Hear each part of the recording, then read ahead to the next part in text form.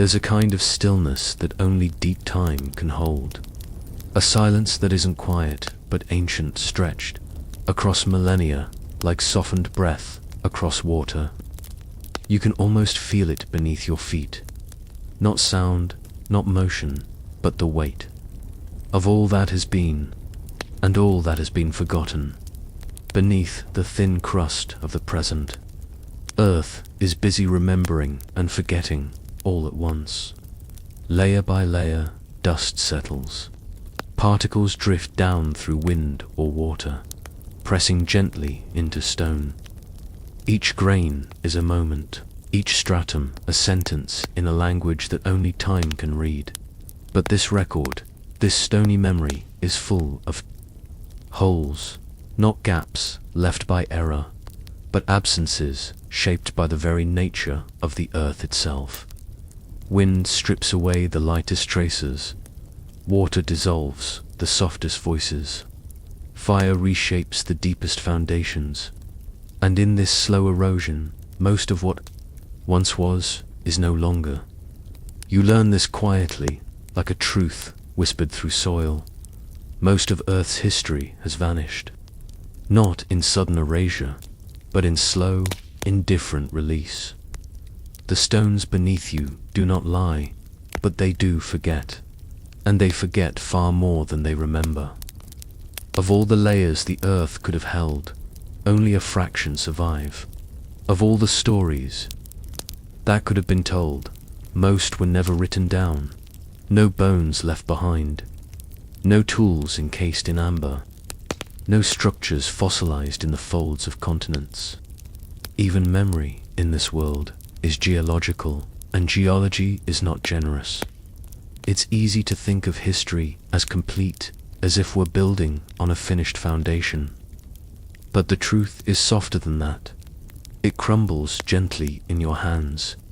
Geologists call it the preservation bias, a quiet name for a thunderous absence. Only certain places, certain conditions, certain moments allow the past to be kept. Everything else returns to the swirl, to be reformed, reburied, or simply lost. And this is why you start to wonder, in all the silence beneath the stones, could something, someone, have once been there? Could intelligence have come before you? Could it have flourished, not in cities of steel and light, but in unknown shapes, unknown rhythms, under unknown skies? If it had, how would you know? Because sediment only tells the story it can hold, and stone is not a perfect keeper. It forgets forests that rose and fell before trees had names. It forgets coastlines now drowned and folded into mountains. It forgets footsteps washed away before they ever hardened into fossil prints. Even the great bones of the dinosaurs, so striking in museums, represent a sliver, a narrow, lucky sliver, of the lives that once thundered across the earth. For every fossil, there are millions that never formed. For every structure we find, there are countless more that the sea or soil reclaimed. And so you begin to see the fragility of history, the softness of the record. Not everything that is lost has been erased by time alone. Some things were simply never kept. You rest on that thought. Let it echo softly. Stone is not eternal. It flows, melts, folds. Mountains rise and fall like breaths. Continents drift like slow thoughts across the globe's warm skin. The crust, though solid, is restless. And restlessness is no friend to memory. Even the oldest rocks, 4 billion years old, are mute. They carry chemistry, not stories. They offer elements, not events. And from these silent fragments, we try to reconstruct the world's forgotten symphonies. But what if some instruments have vanished entirely? What if there were verses sung in a language that no longer exists? What if the song itself was never recorded, only hummed once, then gone? You begin to wonder if memory itself is a privilege, Not all planets remember. Not all ages are remembered. And perhaps not all civilizations leave behind enough to be known. You feel your body relax as this truth settles in. You are suspended in a brief, rare window of awareness, a blink of knowing in a long sleep of forgetting, and even your own moment may fade like sediment stirred in the tide, not out of cruelty, not by catastrophe, but simply because that is the way of things. The earth is not malicious, it is forgetful, and that forgetfulness is patient, steady, and absolute.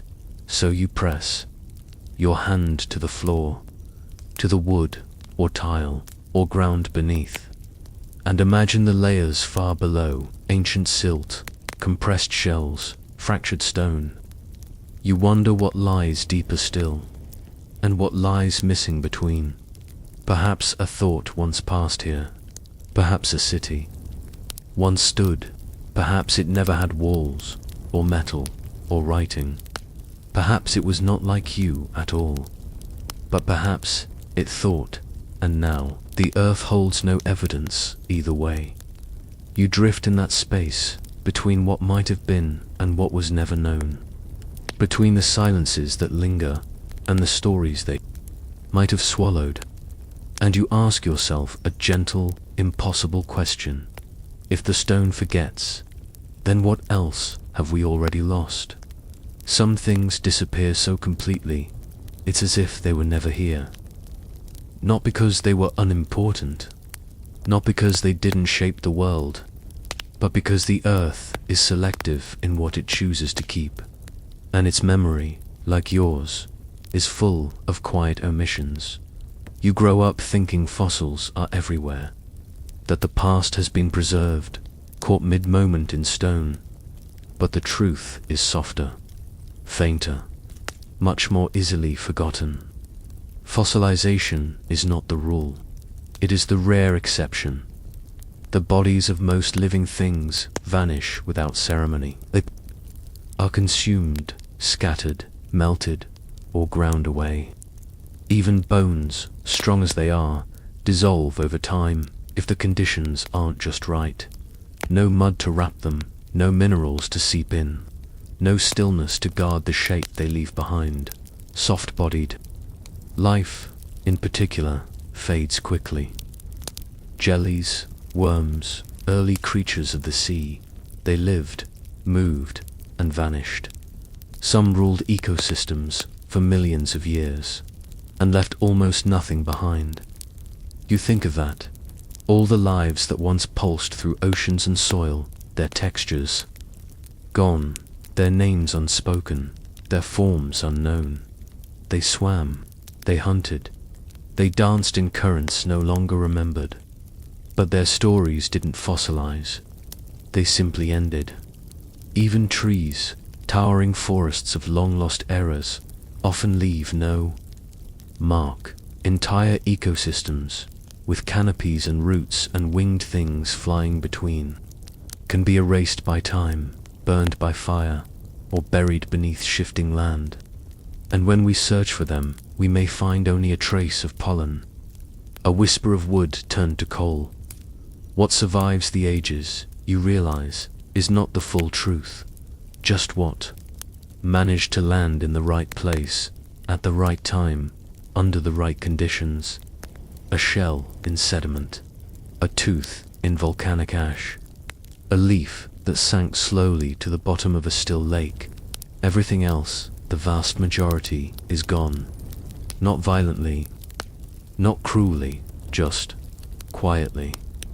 As if the earth had blinked and missed it. You begin to see the past, not as a clear mural, but as a shattered mosaic, with most of the tiles missing. We build history from these fragments, from the lucky survivors of deep time, and yet we speak of ancient life as if it's fully known. You wonder, what if the greatest intelligence of an earlier age was soft-bodied, small and subtle? What if it left no stone, no tool, no structure, just thought, and then silence? Because fossils do not preserve thoughts. They do not keep dreams.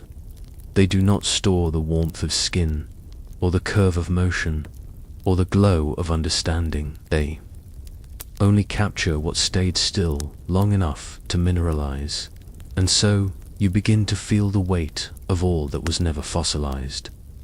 The unrecorded symphonies, the unseen anatomies, the creatures whose bodies melted back into the earth before stone could hold their shapes.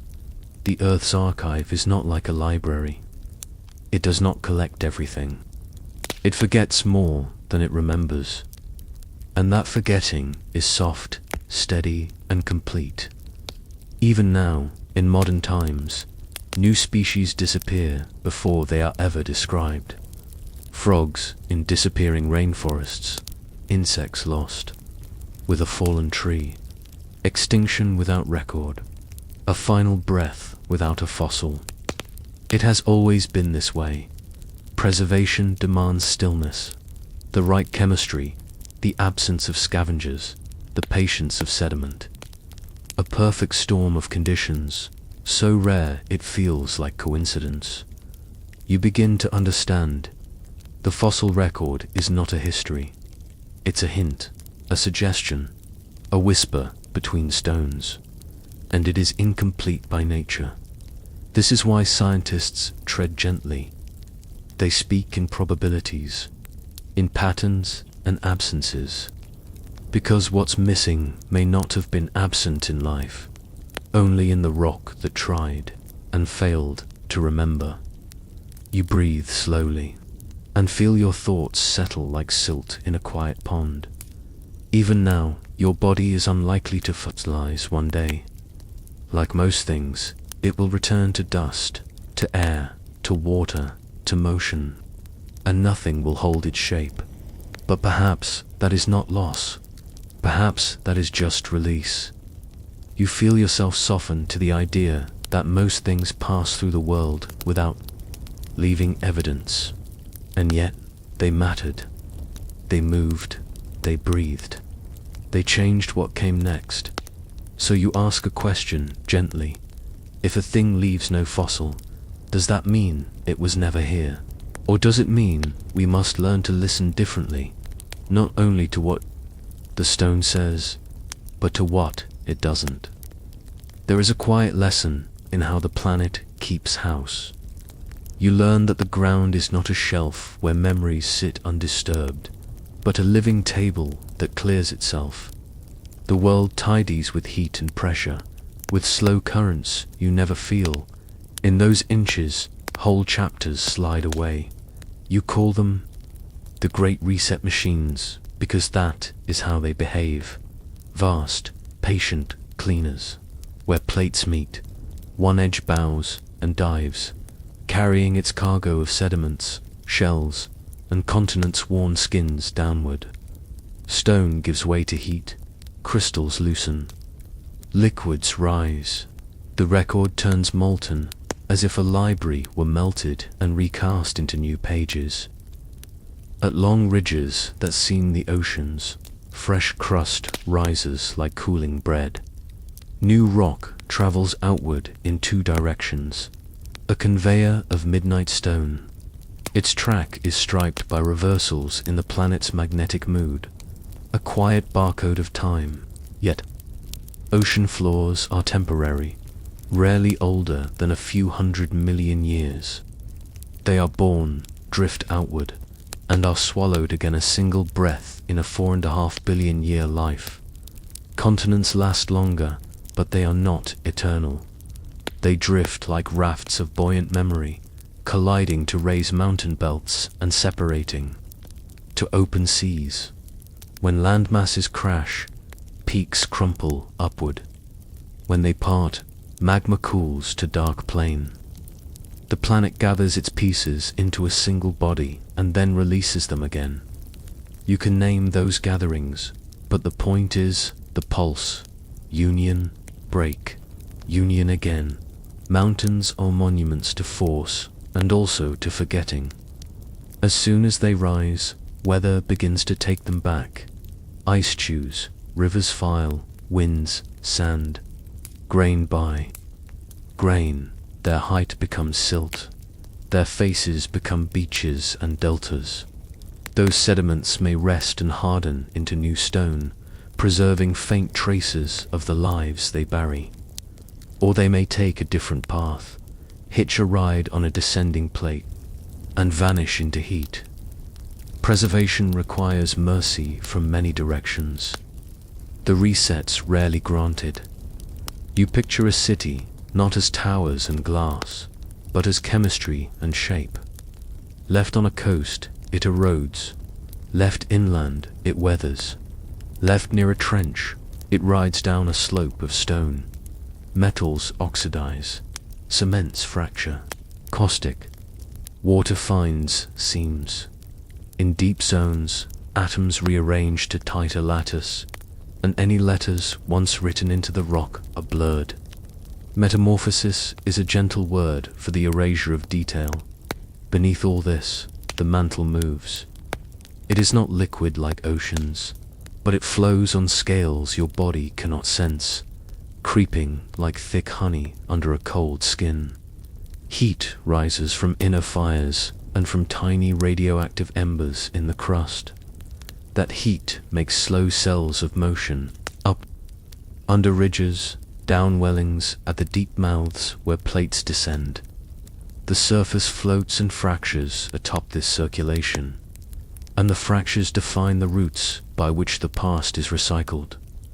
Every route has its ritual. At the descending margins, water bound in minerals releases like breath, lowering the melting point of hot rock and lighting chains of volcanoes. The gases and dust they exhale return buried elements to air and ocean. Carbonate shells once settled on an ancient sea floor may return as carbon in a plume of fire. Over ages, what sinks in altered form, the ledger balancers dot. Look at the numbers as if they were lullabies. Plates creep a few centimeters each year. A nail grows faster. A human lifetime is less than a stumble in that stride. A civilization is a blink, a species a pause. Yet given tens of millions of years, continents migrate across latitudes, seas. Close mountains lift and weather, and ocean floors disappear wholesale. What seems fixed to you is, to the planet, swappable furniture. This is why the oldest ocean crust is young by planetary standards, and why the oldest continental stones sit like elderly islands of memory inside younger frames. Those ancient cores survived, not by virtue, but by buoyancy and luck. Around them, belts of deformed rock and metamorphic seams tell of collisions and shearing, of stress that folded records until lines overlapped beyond recognition. It is hard to read a book that has been kneaded into new dough. You consider how little of the surface keeps a stable diary. River plains are restless, deltas shift, shorelines retreat and advance. Deserts migrate. Even quiet interiors crack when distant forces pull. Earth is not a museum. It is an artist who reuses the canvas. Sometimes a pentimento peeks through a fossil bed, a fragment of reef, a stair-stepped river terrace. More often, nothing returns. Beneath polar caps and high plateaus, ice grinds bedrock and carries it away as powder. Beneath tropical rains, soils leach so thoroughly that only ghost minerals remain. In karst, limestone dissolves to honeycombs, and with it go the delicate carvings of past water. Every climate has a way of loosening the knots that tie events to strata. Together, they compose the great forgetting. You might ask whether any record can survive these machines. Some do. There are cratons broad, tough hearts of countenance that cradle rocks from very ancient mornings. There are sediments that escaped subduction, caught in mountain belts, and later raised before weather had its full say. There are zircons, tiny hard witnesses that endured the furnace, and kept a memory of age inside. But such survivors are fragments, beads loose from a snapped string. They tell you that time was long and hot and busy, not that stories stayed whole. The resets do more than remove pages. They scramble indices and reorder chapters. A sandstone you touch may have been a mountain. A gneiss may have been a sea mud. A marble may have been a reef. The identities are true in each phase, but the transitions strip context, and context is where stories live. You can date a rock, and often you can infer its birthplace, yet what stood upon it, forest, dune, city, or plain, rarely persists in the minerals. The machines undo adjacency. Even the magnetic barcode of the sea floor, so elegant in theory, fades with subduction. Like tape reused and overwritten, it cannot accumulate an indefinite catalogue. The ridges write constantly, the trenches erase constantly, and the balance produces a planet that keeps functioning while losing detail. That is the art of a stable world. Sacrifice memory to maintain motion. You let this settle into your breathing. The ground feels different when you understand it as circulation, not foundation. Your steps pass over seem stitched again and again. Your home rests on a momentary arrangement of grains. Your maps are a freeze frame of a slow dance. The dance will continue when your maps are gone. You think of supercontinents as the planet's long exhale. Scattered lands come together, currents reroute, and mountain belts arch like spines across thousands of kilometers. Then comes the inhale. Rifts open, dark rock floods old seams, continents slide apart, and new oceans draw in blue breath. With each long breath, coasts rearrange, habitats reshuffle, and signatures near the surface are buried, heated, or shaved away. Earth's interior is not malicious in this. It is simply warm, and warm things move. They convect, expand, and rise. They cool, contract, and sink. The crust rides these motions like sea ice on swells. If there were chapters carved shallowly into that ice, the flex will fracture them. If there were notes scratched into its underside, the first thaw will blur them. Your attention turns to timescales that feel more like tides than clocks. Erosion can plane a mountain in a few tens of millions of years. Subduction can consume an ocean in less than 200 million. The numbers are generous to processes and merciless to archives. What endures must be very lucky or deeply protected. Think about the chemistry too. When rocks descend and melt, they mix. When melts rise and solidify, they differentiate, trace. Elements follow rules of preference. Some join crystals, others linger in the leftover juices. Signals that might have been simple become layered, like chords. A sensitive ear can hear ratios and infer sources, but no ear can reconstruct the full orchestra from notes alone. In this acceptance, there is peace. The Great Reset machines are not enemies. They are the reason continents exist, the reason volcanoes fertilize fields, the reason carbon moves through air, ocean, and stone instead of locking the sky away forever. They erase so that the planet does not calcify. They forget so that life can keep inventing. Yet the cost is that your evidence thins the farther back you look. The tracks of the earliest days of complex life are faint. Hints of environments older still are whispers in crystals and textures. Even the first soils are fragile rumors, where deeper possibilities, like prior technologies or patterns of intention, might have signaled themselves. The machines have had time to mix, heat, bend, and carry the signals home. You feel a kindness in recognizing limits. You are not failing to find. You are learning where finding is unlikely. You see what a resetting planet does to stories, and why the ground beneath you is both cradle and sieve, keeper and thief. You can search the survivors, and you should, but you also listen for traces that move differently than stone. What might have lived here long before you? The question remains soft because the ground will not answer directly.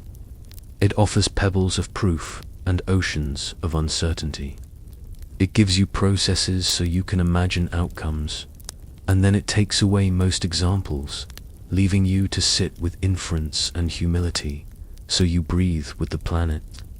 In, when continents gather; out, when they drift; in, mountains rise; out, when they level into plains. Each breath wipes and writes. If stories vanished on the skin, perhaps shadows of them traveled elsewhere. For now you rest in the deep understanding that the surface is a cycle, not a shelf. The great reset machines hum beneath everything you see. They are always on, always slow, always thorough, and because they are, stone alone cannot be trusted to keep every secret the earth has known. There is a soft arithmetic in the air you breathe. You do not feel it on your tongue or in your lungs, yet it keeps quiet totals. It holds a memory of fires and oceans, forests and stones, breath and weather. Even when rock forgets, air remembers by the weight of its atoms, by small ratios that lean one way or another. You listen for that lean now, as if turning toward a whisper in snow. Ancient air still waits in tiny glassy pockets inside polar ice. Snow fell, thickened, and turned to ice. Bubbles were trapped minute rooms that kept a sample of the world's breath. Warm the ice gently and those rooms open. They speak in numbers. How much carbon dioxide? How much methane? How quickly both rose or fell? How abrupt a change was when the world shifted its mood. The story is not only how much carbon is present, but which flavor of the same element. Some atoms are a touch heavier, some a touch lighter. They behave the same in your body and in oceans, yet life favors the lighter shade. Plants prefer it when drawing carbon from air. Fossil fuels, made from ancient plant carbon, carry that lightness. Their return to the sky leaves a measurable tilt. Volcanoes have their own accent. They release deep carbon with a different balance, and do so whether or not life is busy on the surface. When the air swings quickly toward the lighter shade, you suspect great burnings of forests, or of the coal and oil born from them.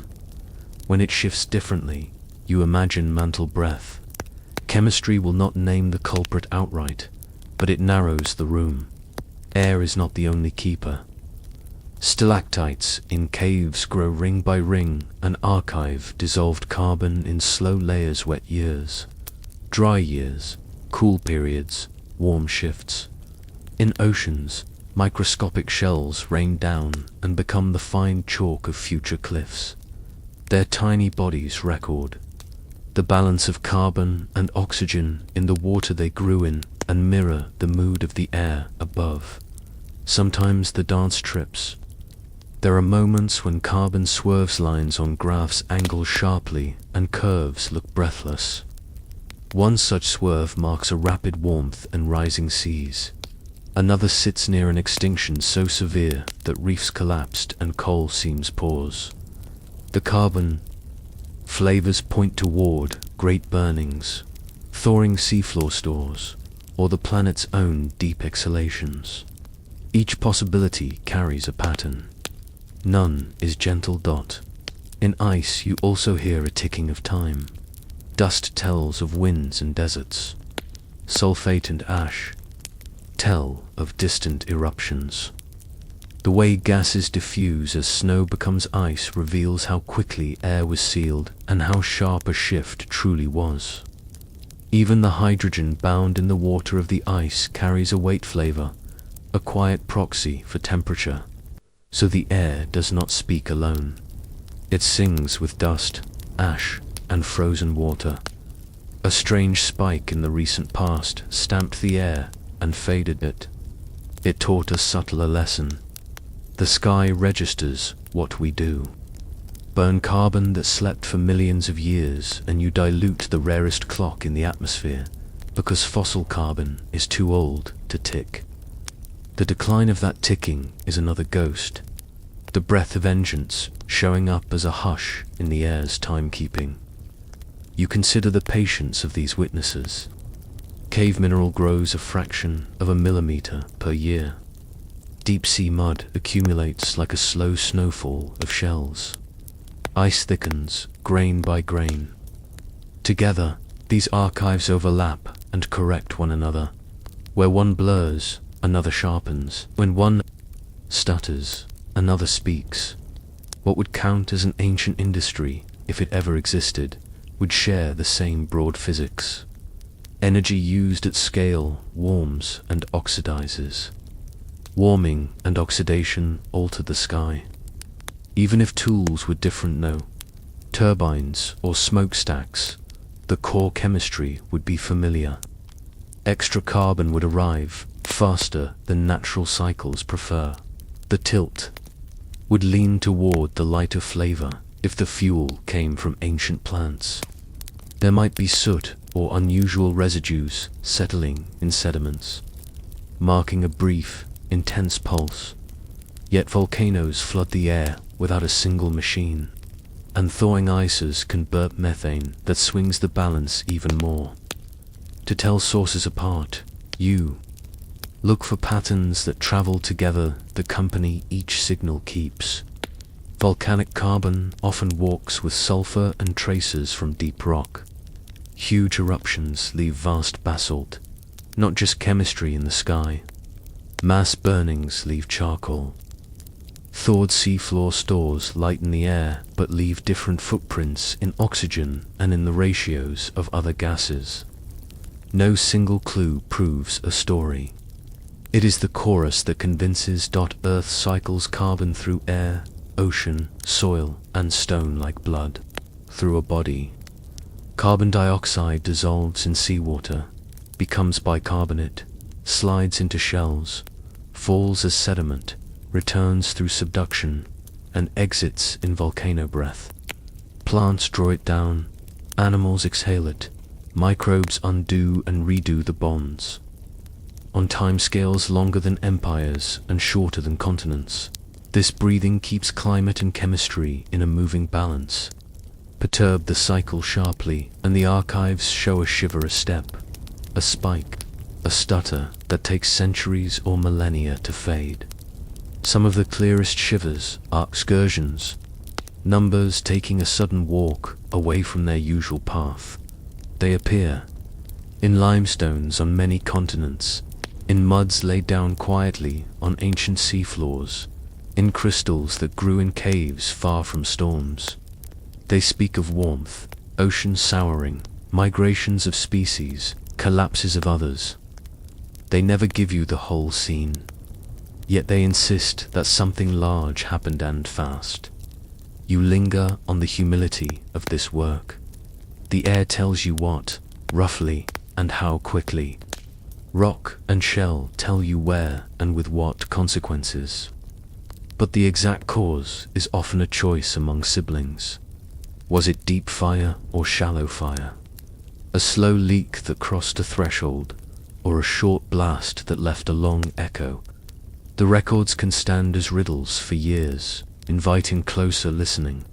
Closer listening reaches for tiny differences, a preference for lighter carbon in microbes that eat without oxygen, a different preference in algae basking in bright seas, a temperature trace hiding in oxygen's own flavors. Even clays can hold signals, ions, swapped in ways that betray the waters that bathe them. With enough care, you can map the pulse of a great burning season by layer, almost like hearing the rhythm of a drum through a wall. The revelation is this: the atmosphere is not a void, but a diary written in dilute ink. You read it by comparison, by patience, by checking the margins in caves and corals and lake mud. When a century changes the sky, the curve bends like a bow. When 1,000 years change it, the line leans more gently. Either way, the tilt remains. As a ghost, long after storms pass and cities crumble, let the softness of that idea rest inside you. Even breath is evidence. Your exhale today joins a story that began before mountains had names. A leaf's draw in spring, a whale's plume in winter, a volcano's sigh, a furnace's coughage leaves something measurable, however faint. That faintness is mercy for life and an invitation for curiosity. There is comfort in knowing that future listeners can, with tenderness, recover a sketch of your time. And there is caution. The same chemistry that reveals your era would have revealed any other like it. If something industrial rose and fell in deep time, the air of that age would have leaned lightward and quickly. The tilt would be global, not local. The pattern sharp, not smooth. Other signals might cluster alongside it and together say, something burned that does not usually burn.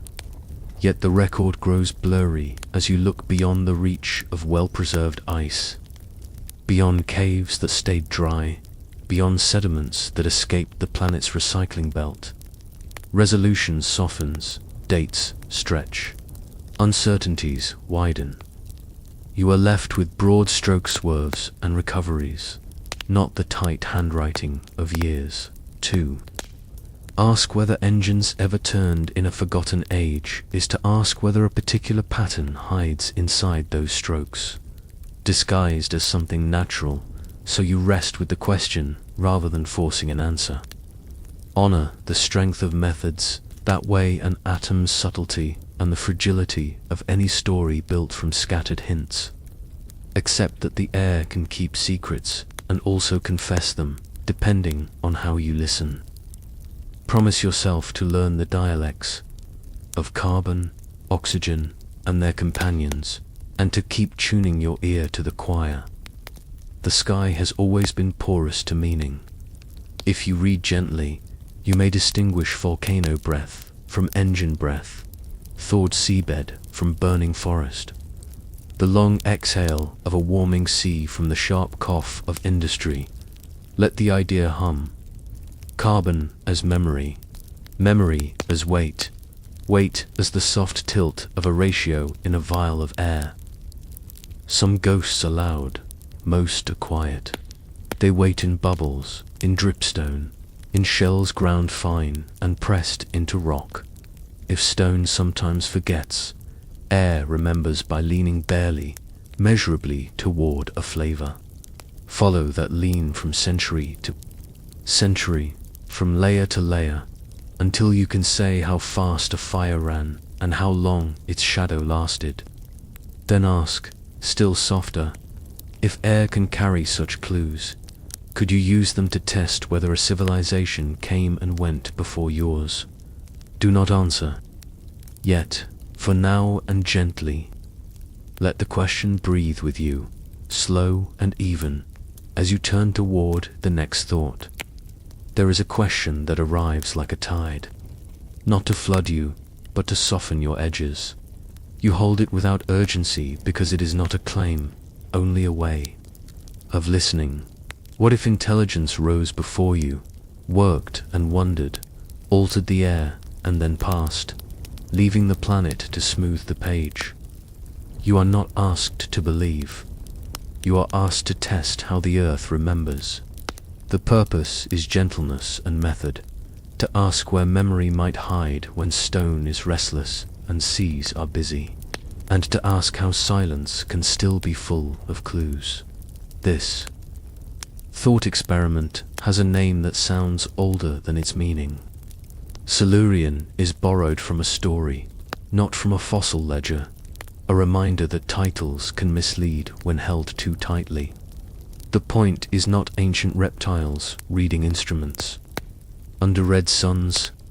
The point is method, again and again. If a technological species lived in forgotten ages, what signatures would remain after oceans traded floors, mountains wore down, and continents changed partners in their slow dance? You approach as a scientist, and as a sleeper, you practice doubt without harshness. You begin, as always, with humility. Most records vanish, stone resets. Yet some traces resist forgetting in quiet ways. Chemistry leans, ratios tilt. Layers collect oddities not favored by ordinary seasons. If a civilization burned, mined, farmed, and engineered at scale, certain patterns would likely accompany those labors, even after cities and tools became nothing but powder and clay. You do not seek a single trophy. You look for a choir. A global pattern is harder to erase than a local object, and harder to mistake for a whim of weather. You ask the sky first, because air keeps delicate ledgers. Large fires, weather of forests, or fuels buried long ago, make the atmosphere lean toward a lighter flavor of carbon. When that lean happens quickly and across the world, it feels like a shout muffled by snow. Volcanoes speak with another accent. Deep breath carries different companions. A past industry, if it burned ancient plants as yours does, would stamp the sky with haste and lightness. The curve would bend sharply, then take its time returning, like a bow easing back from tension. Then you turn to oceans, the planets. Wide lungs. Extra carbon dissolves, sours the water slightly, and nudges shellmakers to struggle. The rain of tiny skeletons to the deep changes its texture. Some shells thin, some species falter, others fill the gap. Mud laid down in those years would show a fine shift. Different plankton, altered thickness, hints of acid water that bit more than usual. The pattern would match a world pushed from its usual balance and then slowly relaxing back toward calm. As currents and reactions find their footing, soils and rivers join the chorus. Fields worked at grand scales can leave fingerprints in nitrogen, a faint bend toward the form that crops prefer. Erosion quickens when forests fall and plows run, moving silt from hills to estuaries. In the layers where such decades stack, grains change size and origin. River mouths expand, deltas jump channels, floodplains thicken in uneven steps. None of these alone proves design, yet together they speak of landscapes used harder than before. The land remembers pressure in mud, the way a pillow remembers your head. Beneath all this, you would search for things the earth does not commonly make. Some long-chain materials do not grow from minerals or microbes. They are braided by minds. Plastics are one such braid. Their threads do not persist forever, yet fragments can lodge in muds and sands, mingled with pigments and tiny beads, becoming a strange beach of time. Buried deep and pressed, they could turn into a horizon of artificial pebbles, chemistry arranged by intention, not volcano or coral. Even weathered to invisible crumbs, the pattern of presence could linger. Other residues could hide in ores and ashes. Mining concentrates metals in ways the planet seldom achieves at the surface. Tailings piles alter the ordinary harmony among elements. If reworked by rivers and buried, those concentrations might later be found as odd spikes, copper or rare metals gathered together, divorced from the minerals that usually host them.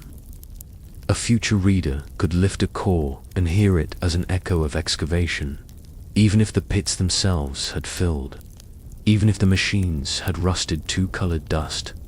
There are sharper signatures still. Though brief, the flash of unusual radioactivity that accompanies certain human choices. In your own age, a pulse of new isotopes spread worldwide within a few years, marking a thin line that future geologists could sample like a calendar page. Most such signals decay back toward background, yet their daughters may linger, and their patterns can reveal that the source was not a volcano, not lightning, not a star, but a chain reaction arranged in air and sea. Even a breath can hold the echo of a spark. You rest with the caution that nature can mimic industry. Methane can burst. From thawing ices, wildfires can darken skies for seasons, and basalt floods can exhale for centuries. Each natural drama has its own vocabulary though, and it tends to arrive with scenery that will be rock later. Sheets of lava, layers of ash, wide provinces of broken basalt. Sorting voices is patient work. You must resist the comfort of easy answers, because the planet is skilled at sharp surprises and long echoes. And astonishment is no substitute for proof. Patience also guards against wishful riddles. Out-of-place curiosities seduce the weary and the hopeful, but the earth is generous with lookalikes. Crystals grow into geometric forms that resemble tools. Concretions were the shapes of gears. Fractures cross in patterns that echo writing. To lean on such accidents is to invite illusion to testify.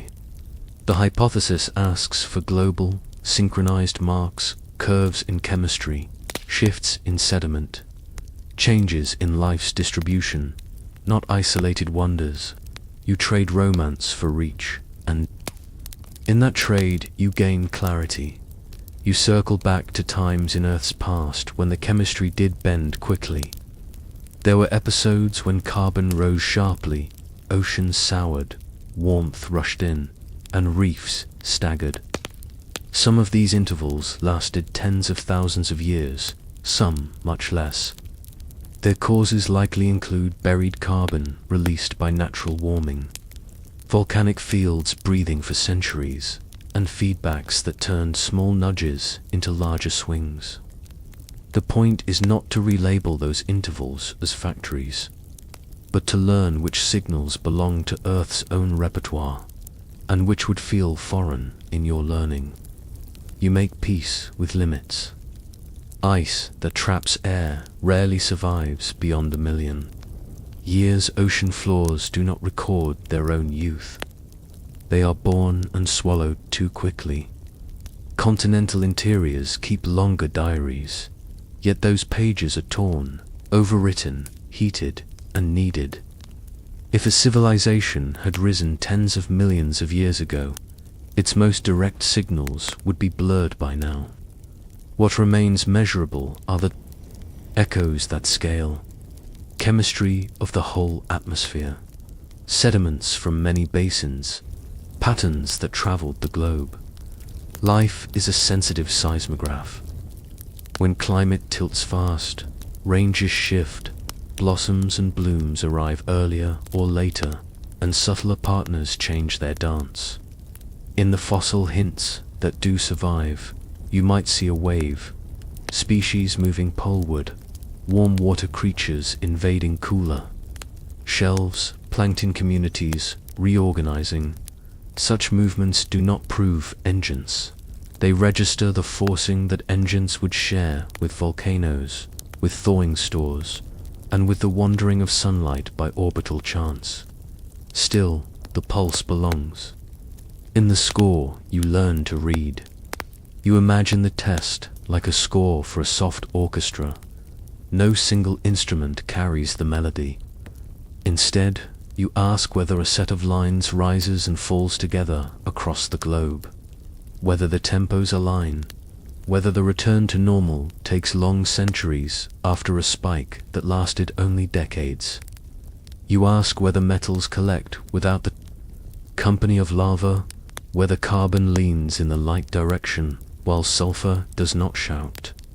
whether curious molecules appear briefly and then whether into unfamiliar clays that are nonetheless out of season. There is a further grace in the hypothesis. It teaches you how to see your own age more clearly. You recognize your signatures not to celebrate them, but to note how they might fade. Plastics shatter to grains, dyes lose their color, papers rot. Data vanish with the media that held them. The more universal your signal, the longer it lingers. Atmosphere altered, oceans nudged, sediments rearranged, isotopes set briefly askew. A future reader would detect those first. Then search for local details, if a patient web of cores and dates allowed. So you rehearse the likely footprints. A thin horizon, rich in the products of combustion. A worldwide lean in carbon's lightness. An oxygen dip mirrored by a subtle change in nitrogen's balance on land and in seas. A surge of erosion tied to land clearance. Unusual clusters of metals without the fingerprints of magma. A ghostly note from radioisotopes that decayed but left daughters in place. Bits of polymer weathered into stones. Each line by itself is ambiguous. Together, they sound like intention and orchestra, faint but coordinated. Yet intention is the very thing rocks do not preserve. They record outcomes, not motives. They cannot say, this was chosen, only this occurred. The hypothesis honors that boundary. It does not hunt for purpose. It hunts for patterns that would be unlikely without coordination. It asks you to weigh coincidences carefully. How many aligned signals would you need before natural feels strained and industrial feels plain? The answer depends on how well you know Earth's habits and how gently you hold your own desire to find yourself elsewhere. Humility also speaks in scale. Perhaps intelligence does not always arrive with furnaces. Perhaps it learns to use energy with tenderness, or it grows within ecosystems without ripping them. Such a civilization might leave fainter curves, more like the flex of a reed than the push of an oar. Its signs would be harder still to name in stone and shell. The absence of loud signatures would not disprove its having been here. The archive may preferentially remember the noisy, the modest may pass through like a careful footstep on soft moss. So the hypothesis stands not as a declaration, but as a mirror. It reflects your science back at you, asks whether your tools can tell volcano from engine, thaw from furnace, habit from haste. It shows you how to ask fair questions with imperfect data, and how to rest when the fair answer is uncertainty. It invites curiosity without insisting on mystery where none is needed. And it leaves you with a tender, practical wonder.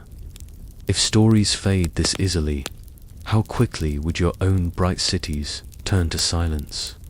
For a moment, you picture what remains when the bright scaffolding of a culture falls silent. Steel returns to ochre, concrete to gravel, glass to sand. Books become soil, circuits become trace metals that rivers set. Towers are cliffs with deadlines. Roads are seams that plants stitch closed. The hypothesis does not ask you to fear this. It asks you to notice pace and pathways. If a life the size of yours fades so swiftly, what should you expect of cities that once glimmered at night, and how long before they are only dust again, everywhere? There is a softness in the way the world lets go of shapes. You think a city is solid because it surrounds you with angles and weight. But solidity is only a slow arrangement, not a promise.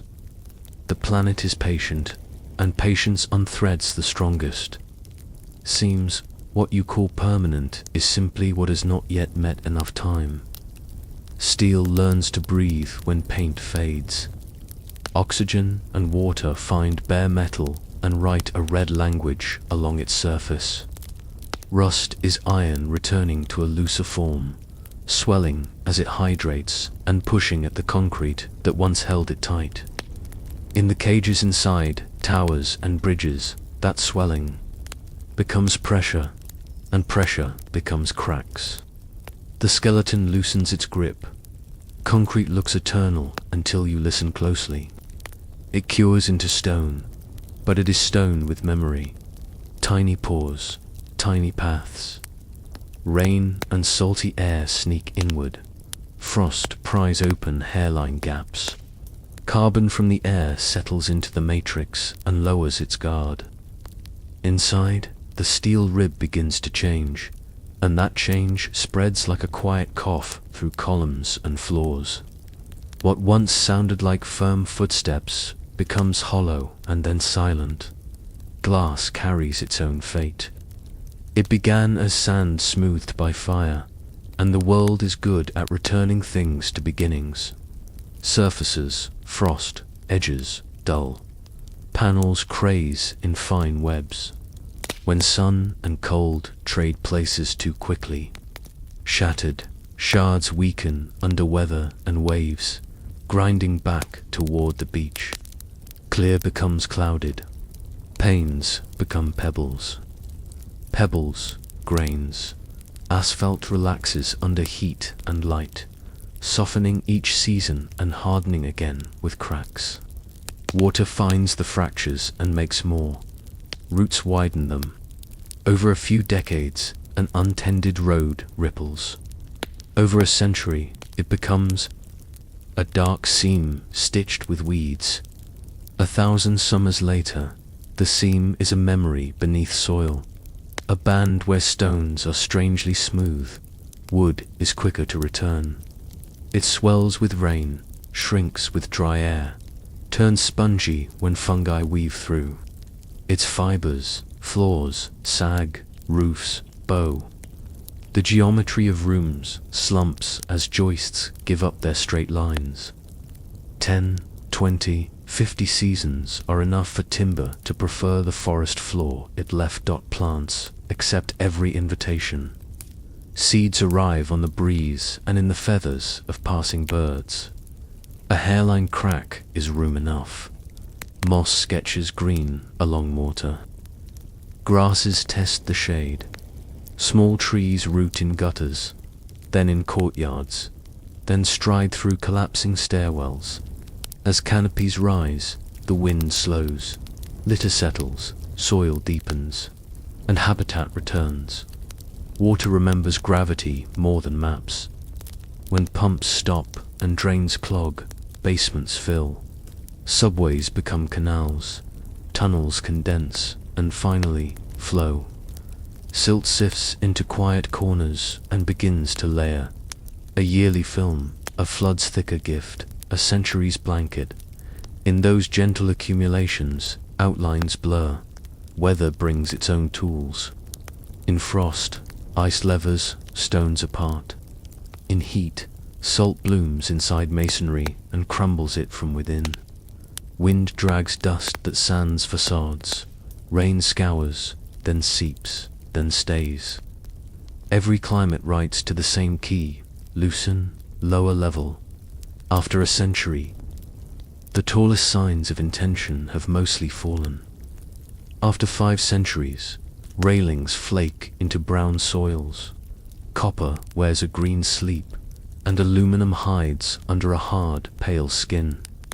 In 1,000 years, most glass lies as weathered fragments. Most concrete, where thin, has returned to rubble and lime.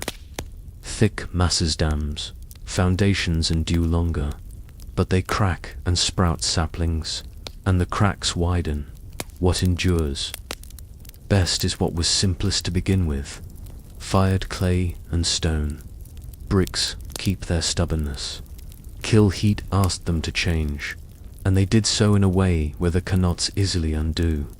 Shards of pottery wait patiently in dirt. Tiles keep their glaze. Porcelain retains a kind of moonlit toughness. If you are searching far in the future, you expect these survivors. They are the beads that remain when the string is gone.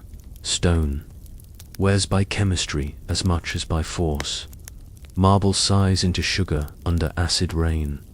Limestone melts into caves and lace. Granite unzips along crystals to sand.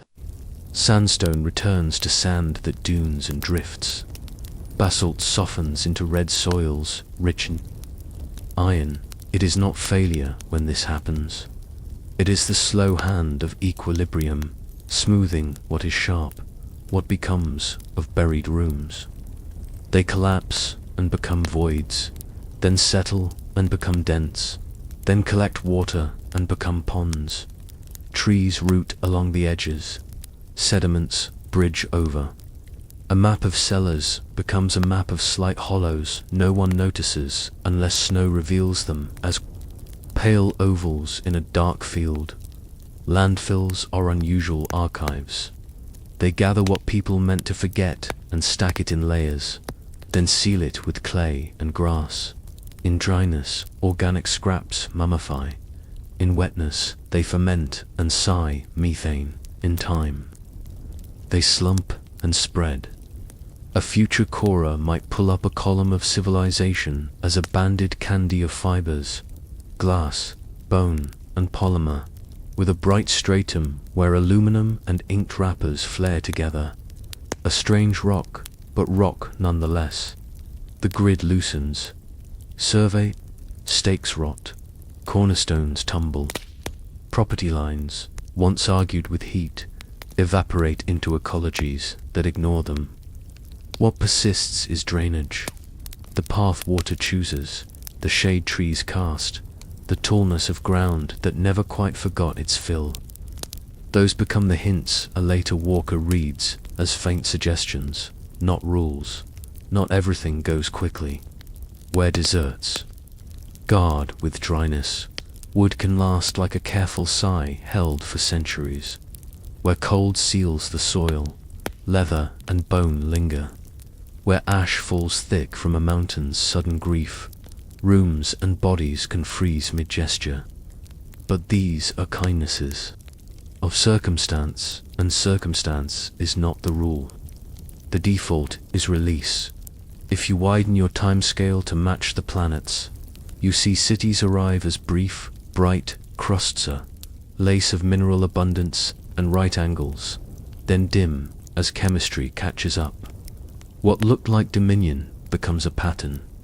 In the silt, the last straight lines visible from the air are old embankments, long roads, and walls built so massively that their defeat is measured in the size of trees that grow from them. Even those dissolve. Roots pry, fires pass, floods forget. In a few thousand years, busy continents host new forests and grasslands where airports once glittered at dusk. You could walk all day and never know a runway slept below the meadow. You might encounter a slope that feels strangely regular underfoot, or dig a post hole and find shards with a curvature that tells of a vanished cup. The city, as a city, is gone. What remains is a pattern embedded in soils and in a thin global line the planet lays. Down within its sediments, whisper spread across the world. That line carries oddities. It is rich in nitrogen fixed by industry and farming. It holds metals in arrangements rarely seen in older rocks. Mercury, lead, chromium, and rare earths spiking together. It contains soot spheres and fly ash beads. Magnetic dust, like a desert of tiny meteors that rains from smokestacks. In coastal muds, you find microplastics by the thousands. In lake beds, a surge of pollen from plants people liked to grow. The layer is not thick, but it is global, and that is loud enough. If the planet continues its rhythm, this layer will be folded and scattered, but not immediately. For long enough, it will tell a clear story, that your kind arranged matter in new ways and then stopped. The dates will be sharp. The peak will be steep. The return to ordinary will take longer than the burst. A future reader may not see the city, but they will hear its chord. And if that is true for you, it could be true for others. Quiet civilizations, loud ones, brief ones, long ones, their monuments fall to chemistry, and chemistry works without bias. What decides what survives is where a city sat, and how quickly it was buried by kindness, by desert dryness, by flood sediments, by cold, or by the ash of a sky turned grey. Without such favours, even the proudest skyline becomes a rumour of grains. You rest inside that thought and feel its gentleness. Vanishing is not failure here. It is membership in a circle. Stones go back to their sources. Metals return to ores that future rivers will free. Glass becomes sand for a later shore. What mattered may not have been the towers, but the breath that passed between them, and breath has always belonged to the larger weather of the world. There is one more editor, wider than weather, the sea. Most people build near coasts, where trade and light and salt meet. Shorelines migrate, storms rearrange. The slow swell of the ocean lifts across centuries. Ports sink under silt or drown within reach of waves. Piers become reefs. Neighborhoods become shoals. Street grids become ghost maps on the sea floor. In that blue archive, different rules apply, and forgetting quickens under weight and depth. If the land turns a city back into soil, the ocean makes it silt, then slope, then silence. From there, the traces are not gone. They are simply hidden where the world keeps the oldest secrets. There is a gentleness in the way the ocean edits memory. You think water simply covers, but covering is only the first act. The sea smooths, dissolves, swallows, and then writes over itself with currents, sand, and silt. What seems like a blanket is a workshop, endlessly busy and quiet. You learn that the ocean holds two powers at once. It is an archive and an eraser. The archive is subtle. The eraser is swift. Salt loosens metals, waves pry stones, microbes unthread. Fabrics and wood, creatures that chisel and drill worms that eat timber, snails that rasp, shells turn structure into lace. Pressure squeezes, cold slows, and chemistry still works. Here, memory depends on exceptions, not on rules you follow. That thought down the continental shelf, where most people once chose to live. Coasts are magnets, rich shallows, mild winds, trade that rides the tide. Yet the coast is a moving line. During the last great ice, the ocean stood lower and dry plains stretched where waves now fold. When ice relaxed and water rose, shorelines walked inland and old valleys drowned. To find old towns, look offshore. Down there, the record is sifted by motion. Sandbars migrate like sleeping animals. Storms comb the bottom and pull up anything light enough to lift. Deltas rearrange as rivers switch channels. A channel that holds for centuries can jump in a day, leaving one quarter to silt and another to scour. Foundations go from buried to bare and back again. You sense how quickly structure forgets itself in salt. Iron blooms red and weakens into flakes. Aluminum hides under a pale skin that seals and then cracks. Copper turns green, then darkens and loosens. Concrete weathers as tiny paths invite water to creep, carrying chloride inward to the steel that once made the mix strong. Glass abrades and powders under suspended sand, wood meets a patient enemy. In warm shallows, shipworms carve galleries and leave beams honeycombed. Piles that once held docks grow thin from the inside until a touch turns them to wet pulp. Farther out, where water is cold and oxygen low, wood can last. It darkens, sinks into mud, and sleeps. Preservation at sea is a negotiation between oxygen and speed. You notice how burial works like a lullaby. Silt drifts down grain by grain, or tumbles in clouds during storms and underwater landslides. Those sudden falls to turbidity along the bottom, blanketing wide areas and tucking everything in. What vanishes below such covers may wake 1,000 years later with the curve of a pot, or the outline of a hole pressed gently into fine mud, but blankets thin as quickly as they thicken. Crabs dig, worms churn, fish nose side to side. This slow stirring bioturbation mixes the top layers so thoroughly that fine details blur. A letter written on the sea floor becomes a smudge, then a tone. The exact sequence of moments dissolves. Into an average mood, the ocean also dissolves its records. There is a horizon below which chalk does not survive. Shells that fall beyond that depth meet chemistry that favors their unmaking and melt into ions that drift with the current. Even above that level, delicate forms can lose their edges in slightly sour water. The rain of skeletons that writes the seafloor's soft diary is edited by the sea's acidity. Where the sea is most generous is where it is quiet and starved of breath. Closed basins, deep pockets, fjords with sills that keep new water from turning the old. There the bottom can become an anoxic page where even soft traces endure. Seeds, nets, fabrics, the charcoal dust of distant fires, all gathered grain by grain. Each year leaves a thin accent, each flood a bold stroke. Yet even the most careful basin rests upon a moving crust. Ocean floors are young. New basalt rises at long, dark ridges and slides outward, gathering a thin skin of sediment as it travels.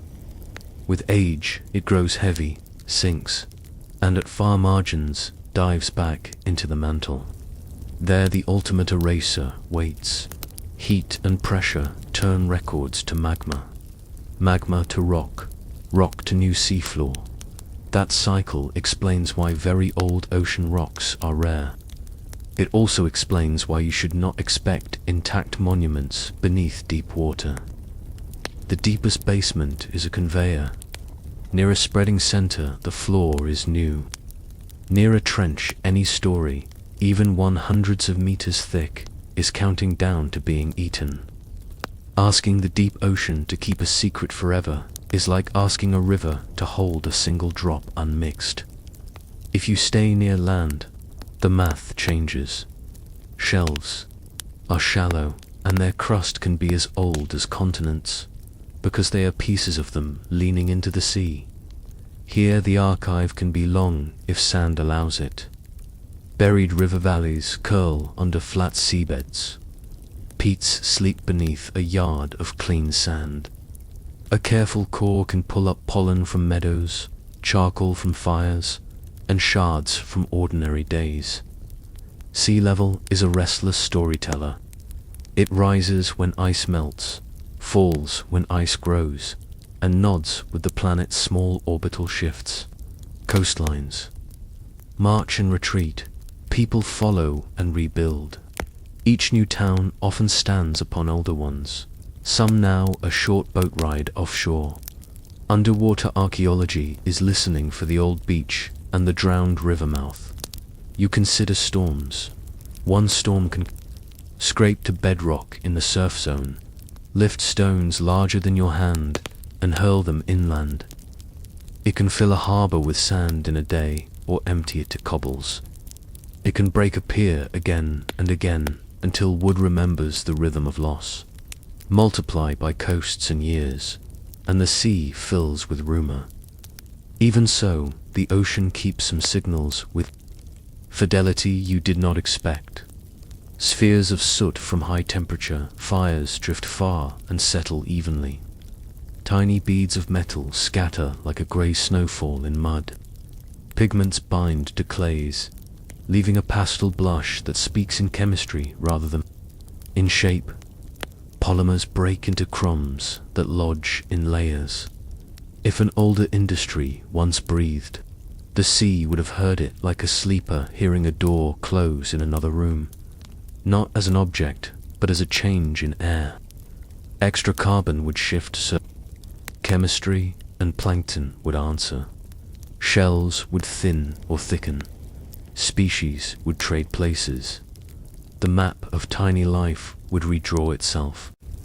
Mud would keep those substitutions like a pressed bouquet. You rest with the difference between a shipwreck and a signature. A shipwreck is a single body and will likely become sand. A signature is many bodies doing one thing at once and can write a line across the world. The sea forgets objects faster than it forgets patterns. That is its secret mercy and its scientific gift. Some coastlines do you another kindness by sinking instead of lifting. Weight from river sediments presses the crust, and the whole delta subsides. What once was surface slowly becomes depth without a flood's violence, sealing harbors, roads, and fields in thin layers that settle like snow. A core there reads like a diary kept by a careful hand. Grain size, color, chemistry, tiny shells, a spark of charcoal, a fragment of fiber. It may comfort you to know that silence in the sea does not always mean the past was empty. It can mean the past was busy in ways that did not leave shapes, a shift in salt, a tilt in oxygen, a misplaced bloom of plankton. Those things are quieter than statues, yet louder than stone. Far out, where light fades and pressure climbs, the bottom gathers its own slow trophies.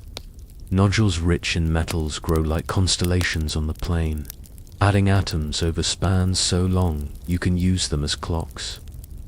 Nearby, the skeletons of tiny drifting creatures snow down and make a pale rain. A millimeter of that snow may take a century, a centimeter, a millennium. Slowness here is another form of secrecy. You return, in thought, to the drowned lands close to home shelves that were meadows, river mouths that were villages, caves that once held dry air and are now visited only by fish. Their stories rely on cores, on sonar, on divers who read the bottom as a librarian reads spines. You know some of them and suspect many more. The total is always larger than the list. What the ocean forgets most thoroughly are intentions. It does not distinguish a pile of stones that was a dock from a pile that was a storm's leftover. It does not label a mound, temple, or a trench canal, or a curved road. It dismantles nouns and leaves verbs. Covered, carried, settled, dissolved. If you want names, you infer them gently, and even then your certainty should be soft. The great clarity is that water is movement. Movement undoes edges. Edges are where you hope evidence sits. This is why the ocean seems to forget everything. It is always carrying each thing to somewhere else, and in that carrying, the thing becomes part of a flow. Still, there is a way to listen that steadies the mind. You stop asking for statues and start asking for layers. You stop asking for buildings and start asking for shifts. You notice how the sea's diary moves in centimeters and chemistry, not in towers. The story becomes legible when you let go of objects and hold onto rhythms. In that acceptance, you feel a calm responsibility. If you wish to test for what once was, you need timekeepers and scales. You compare layers gathered far apart, align their pulses, and let them teach you the length of a century written in mud. You count in grains, not in walls, in ratios, not in names, and quiet rhythms. The sea will keep enough for that. If you ask kindly, and as you surface from this thought, Still slow in your breathing, you sense another lesson waiting just beyond. That time itself can be measured by the ground, and that the ground has clocks you can learn to read with your hands. There is a way to tell time without numbers, and you feel it underfoot.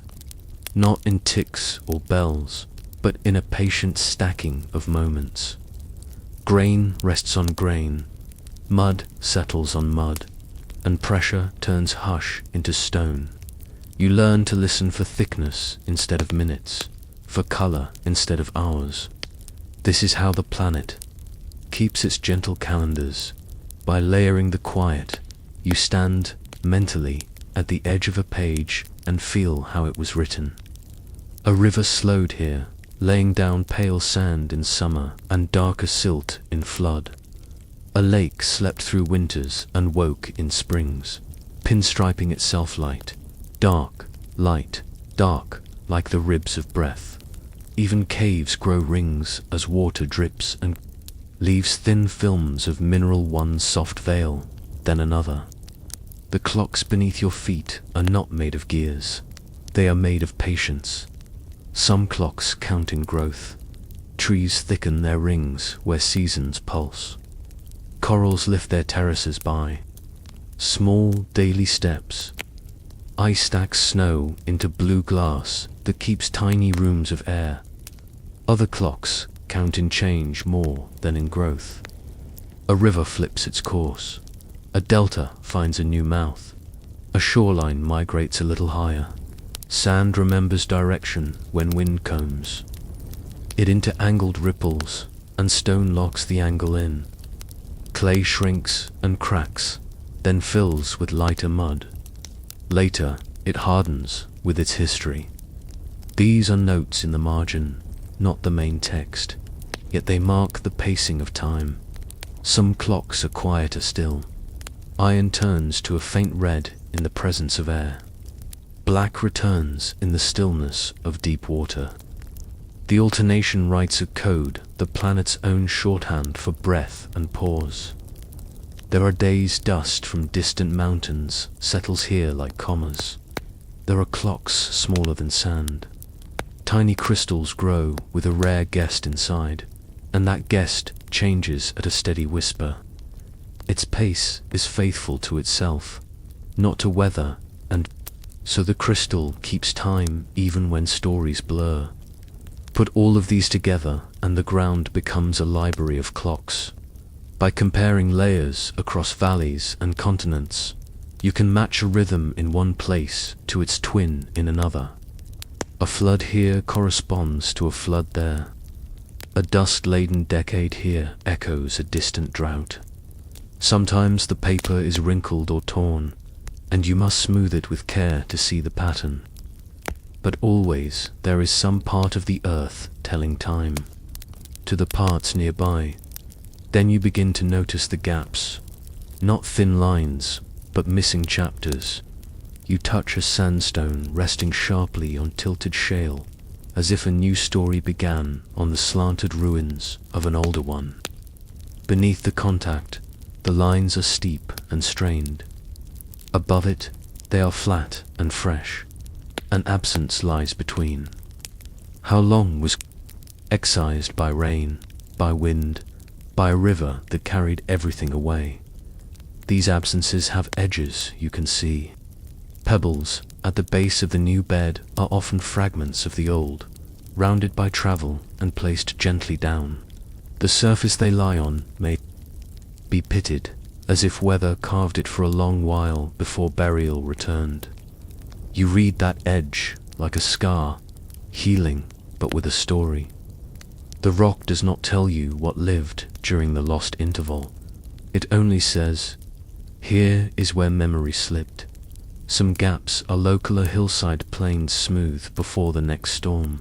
Others span regions and ages, aligned across mountain belts and plains. There is even a gap so grand it wears a title whispered by many stones. The Great Unconformity, a place where young layers rest on rock already ancient. When the first shells were new, you pause with that humility. When you read the record of Earth, you are reading a palimpsest. Writing lies over writing, and much was wiped away before new ink arrived. Yet patterns can still be followed, because time is generous with repetition. Rivers return to old paths. Climates revisit old moods. Life tries familiar forms with fresh variations. There are clocks shaped by the sky's invisible compass. As molten rock cools, tiny needles of iron point toward where the planet's magnetic north lived that day and freeze. Later, when continents drift, those frozen directions become arrows you can measure. Side by side, along an ocean floor, stripes. Of opposite pointing form, a barcode of reversals. There are clocks that begin in fire. When a mineral cools below a gentle threshold, it starts storing signals from particles born deep within matter. Those signals accumulate quietly, like dust on a windowsill. Heat empties the room. Cool returns, and accumulation resumes. By what is stored now, you tell how long the window has been closed. Each method has its kindness and its limits. Growth. Rings blur in trees that grow without pause. Lake layers smudge where fish and worms stir the mud. Magnetic directions bend where stones were reheated. Atomic clocks can be reset by pressure or flame, so you check one with another, and time becomes a net rather than a single strand. In that net, patterns emerge with a calm authority. A mountain belt rose here while seas deepened there. A continent split while another collided and crumpled. Rain shifted belts and deserts wandered. Glaciers advanced like slow white tides and then went home. Life itself can be a clock, certain. Kinds of fossils gather only in certain intervals, letting you match far cliffs by shared inhabitants. And still, the gaps remain. They are not mistakes. They are part of the design. Time on this planet is not a ledger that records every transaction. It is a breathing thing, keeping what is easy to keep and letting much flow away. What could slip through so smoothly that only the clocks feel the draft? You think of intervals when change was rapid, a sudden warmth, a brief souring of seas, a dustier sky, a quick deepening of riverbeds, all measurable, all open to many causes. One cause could be engines, another could be volcanoes or ice that shifted its weight. The clocks point to tempo, not to authorship, so you attend to tempo. Events driven by the planet often ramp and relax over centuries to millennia. Some flare faster, but carry companions lava ash, layers of glassy fragments. Technological fires would rise in decades, print their signature widely, and retreat faster than forests regrow. In the pages that survived, you would expect a needle-thin line, but one that wraps the world. You look for knife-edge transitions in many places.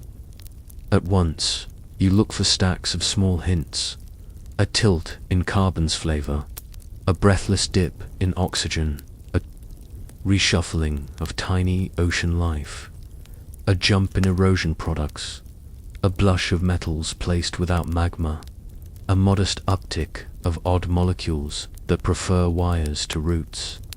Any one could be natural. Together, if aligned, they begin to sound like intention, without ever saying the word. In learning to hear these clocks, you also learn when to be quiet. Some stones coax you into thinking they mean more than they can honestly tell. A ripple that looks like writing, a fracture that mimics brick, a coincidence of shapes you breathe through them and let them pass, returning to rhythm over artifact. The past does not owe you a monument. It offers you tempo and tone. You notice, too, that the most faithful clocks are often the smallest. A grain keeps a heat story, A tiny shell remembers a winter. A crystal memorizes a billion-year pause. You become less interested in grand displays and more in shy evidence that does not boast. With that shift, the ground becomes comprehensible. In a softer way, you move from hunting to listening. Listening reveals the grace of recurrence. Like lullabies that return each night, small changes in Earth's path and tilt nudge climate with repeating patterns. Their signatures appear in lake beds, cave rings, and ocean muds as gentle waves you can count. When a pattern does not fit those waves, you take note. You return finally to the idea of the missing chapter. Once you see it everywhere. A sharp boundary, a sudden change in grain, a skip in the rhythm. Was something erased here because nothing happened, or because much happened and the very happening removed the page? The clocks cannot answer everything, but they can tell you which questions are honest to ask. They permit wonder without licensing fantasy. You breathe, patient with uncertainty. The clocks keep time. You hold that permission lightly and feel sleep. Drawing close, Earth's calendars are subtle and polite. They never shout, they only accumulate. You can read enough to know that time has a texture, and that texture includes the silky smoothness of loss. When you follow that smoothness across a landscape, you begin to sense where stories might have been. You mark them, and you wait. And, as you wait, another thought arrives, as soft as ash. Not all fires darken the air, and not every engine leaves a trail of smoke. Some heat carries no soot, some work glows without flame. If something learned to use such quiet power long ago, what trace would your clocks keep? There is a gentler kind of fire, and you feel it most clearly when you notice there is no smoke.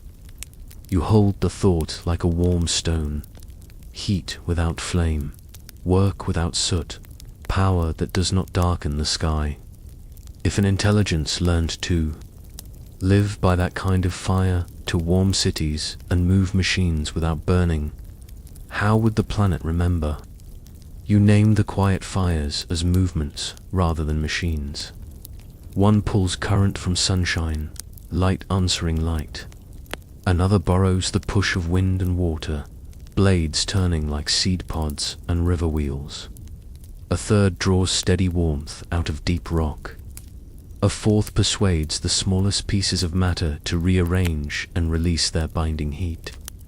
All promise the same gentleness, very little smoke. Air remembers smoke. It remembers by ratios and breaths. When forests or buried fuels burn, the sky leans toward lighter carbon and oxygen dips for a while. Volcanoes speak with a different accent, but a life built on sunlight, wind, water, stone heat, and careful atoms would not tilt the sky in the same sudden way. To the atmosphere, such a civilization would feel like a whisper. A whisper is still a shape. Every way of making power touches ground and water. Fields of light-catching panels become plains of glass and metal. Forests of tall blades pinned themselves to bedrock with round foundations. Long lines of wire lace hills and valleys. Dams gather rivers into held lakes. Each leaves a mark that is quieter than smoke, but longer lived than breath. Dams write the clearest pages. A drowned valley lays down lake bed, layers fine in calm seasons. Coarser in storms, with spring blooms folded like pale ribbons between.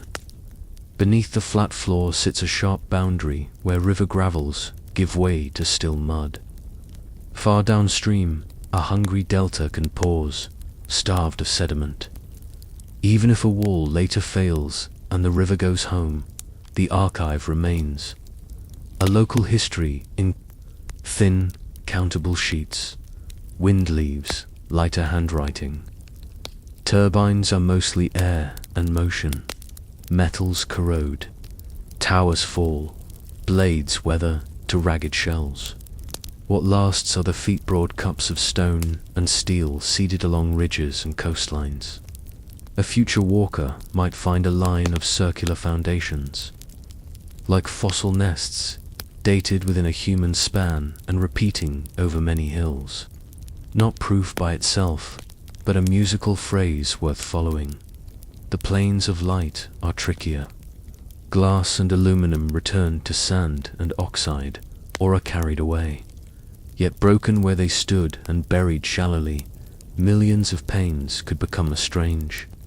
Gravel, a core pulled from a quiet field, might lift a glittering horizon where no natural beach ever lay. If such horizons appeared in many places of the same age, they would hum with intent. If they scattered and drifted, they would remain rumors. The quietest fire is the one that changes the heart of matter. You describe it softly, the binding of the very small releasing warmth. When the small pieces split or smaller pieces join, the heat is enormous per grain of fuel, and the smoke is little. But the work is not invisible. Structures that held the reaction are brushed by swift particles and shift their inner balance for a time. Some leftover atoms are born unstable and calm only as centuries pass. Thoughtful cultures hide those leftovers from themselves. Dangerous mixtures can be melted into tough glass, nested in dry rock, and left to cool in the arithmetic of decay. On human and near-human horizons, such stores are clear white threads to a future scientist. On million-year horizons, most of the signal blurs, glass weathers. The shortest-lived products relax into ordinary matter. Only a few long sleepers remain, and even they are faint against geologic noise.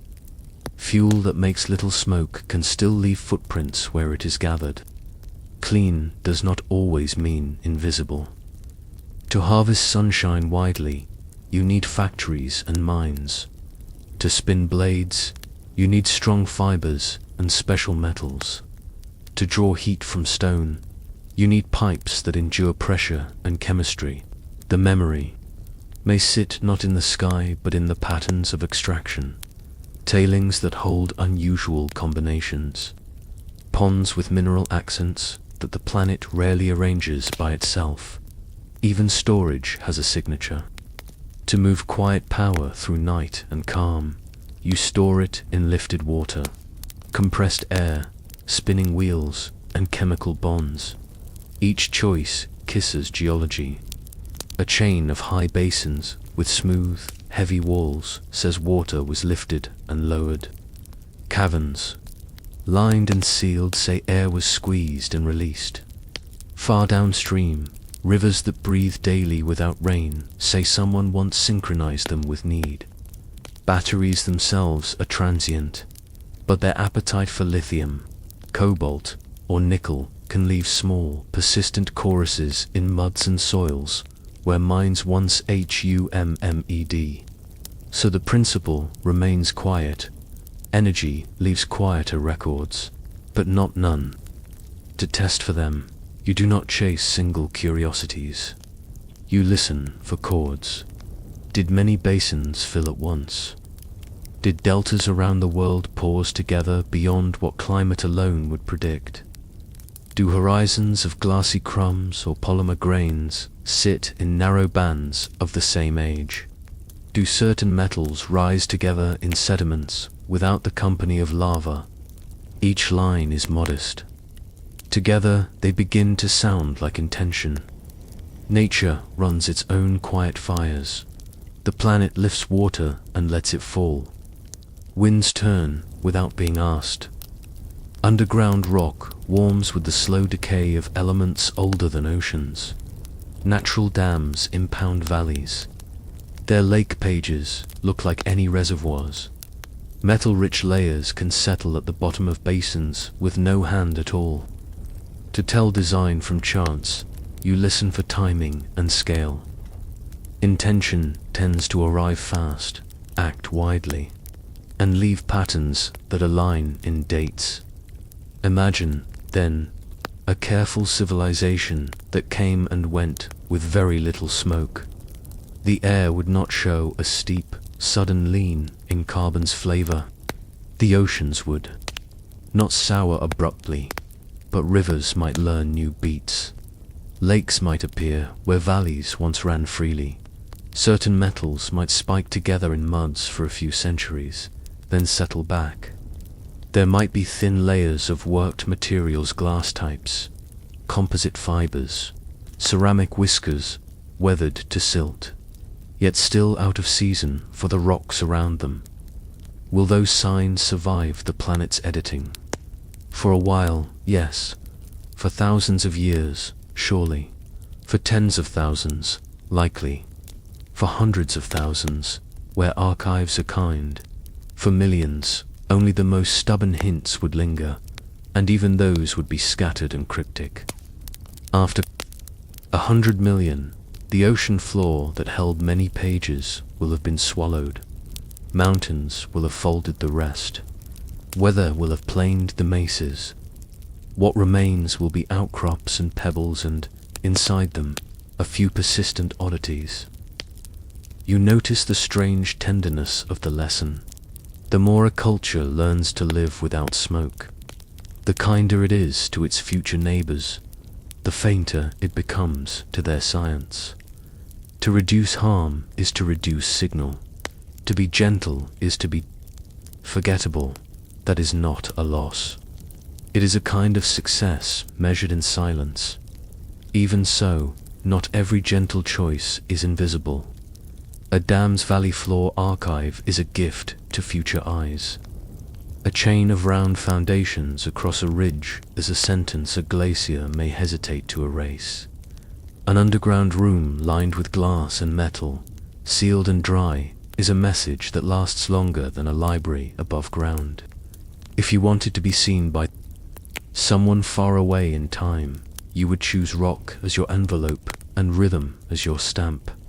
You gather your threads, the pace of lakes, the pause of deltas, glittering horizons in quiet fields, small spikes of certain metals without lava around, scars on hills where towers once anchored, careful caverns that seem younger inside than the rock around them. Each thread is reasonable.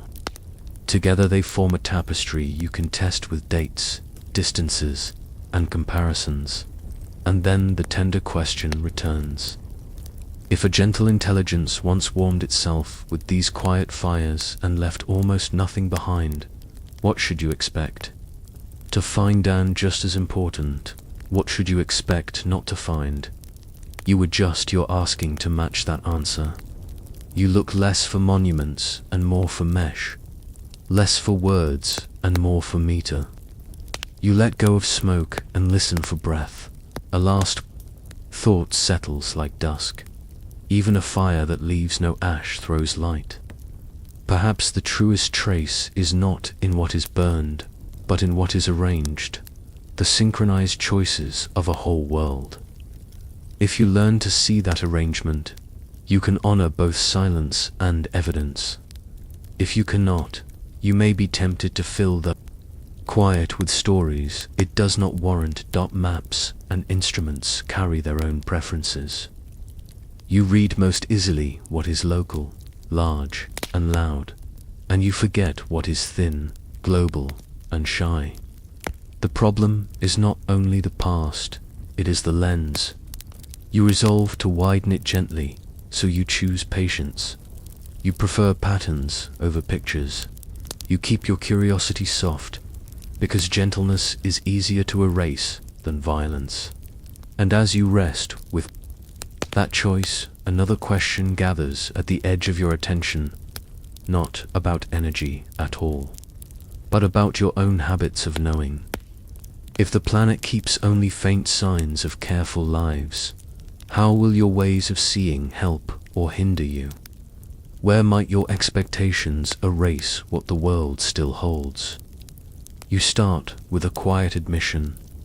The past you carry is small. You hold birthdays, A few faces, some roads you could walk in the dark. You keep a box of moments that fit in your chest. That is enough for a life. It is not enough for a planet. Most of what you call history happens close by, in a narrow strip of time where the ink is still wet. Empires rise and fall inside a sliver you can recite. Languages grow, tangle, and thin. Yet the ground under your feet keeps its own calendar, and the pages are thick with years that never meet your eyes. If the age of Earth were a single year, the story you tell in classrooms would appear in the last few minutes before midnight, and the sound of written words would arrive in the final half minute. The rest of the year, mornings of oceans cooling, afternoons of seas breathing, dusks of forests gathering light moves quietly outside your syllabus.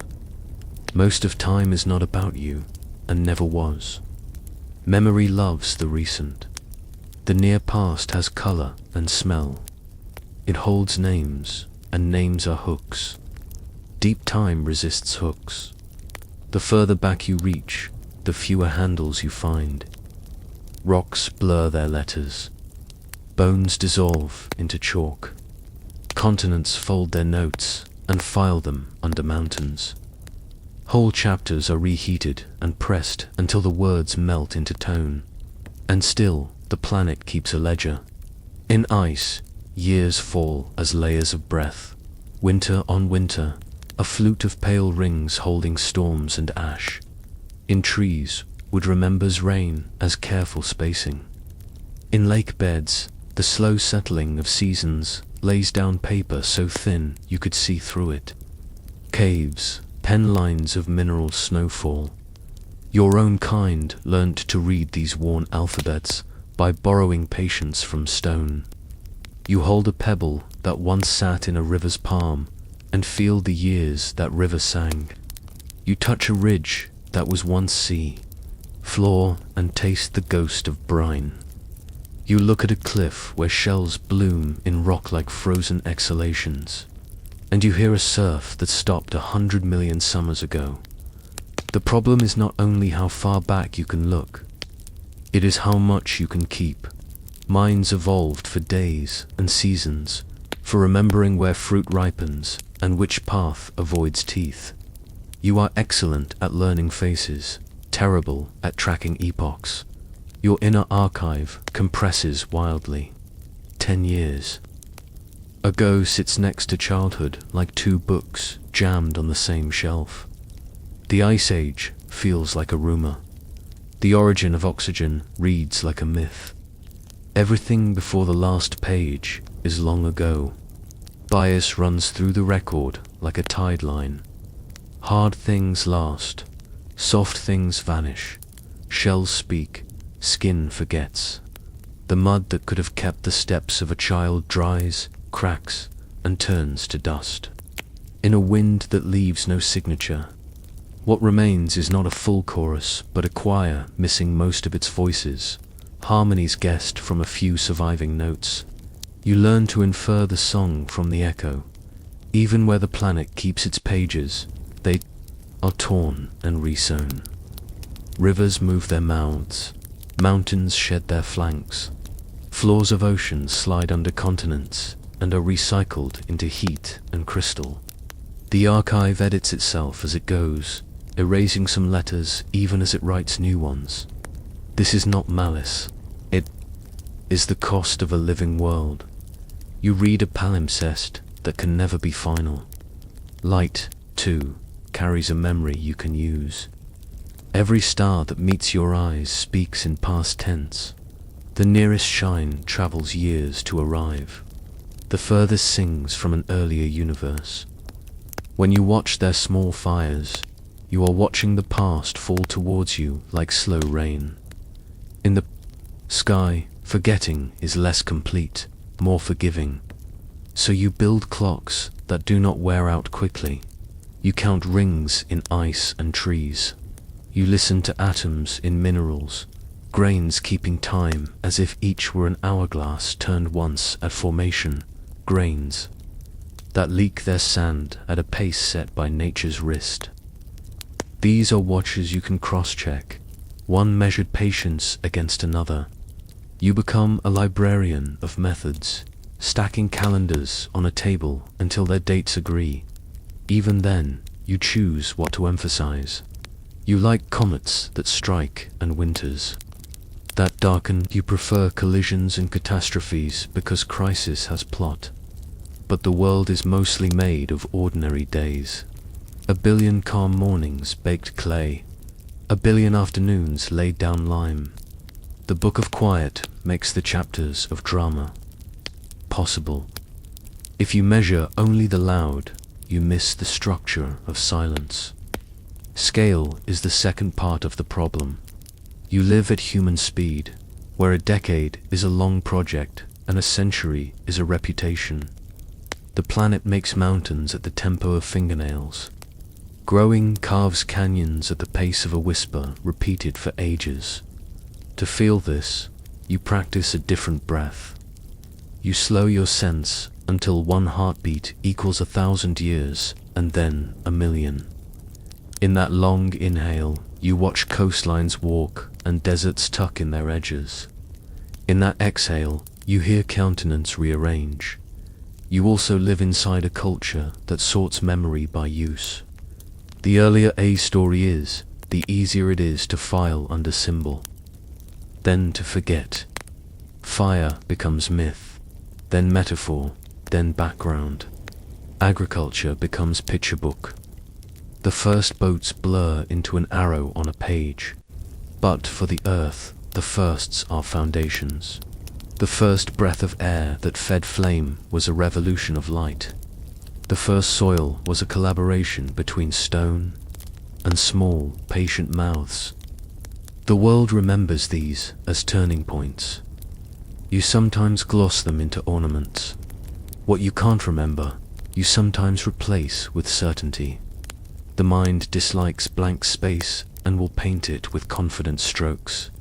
That is how legends take the empty seats at the table of time.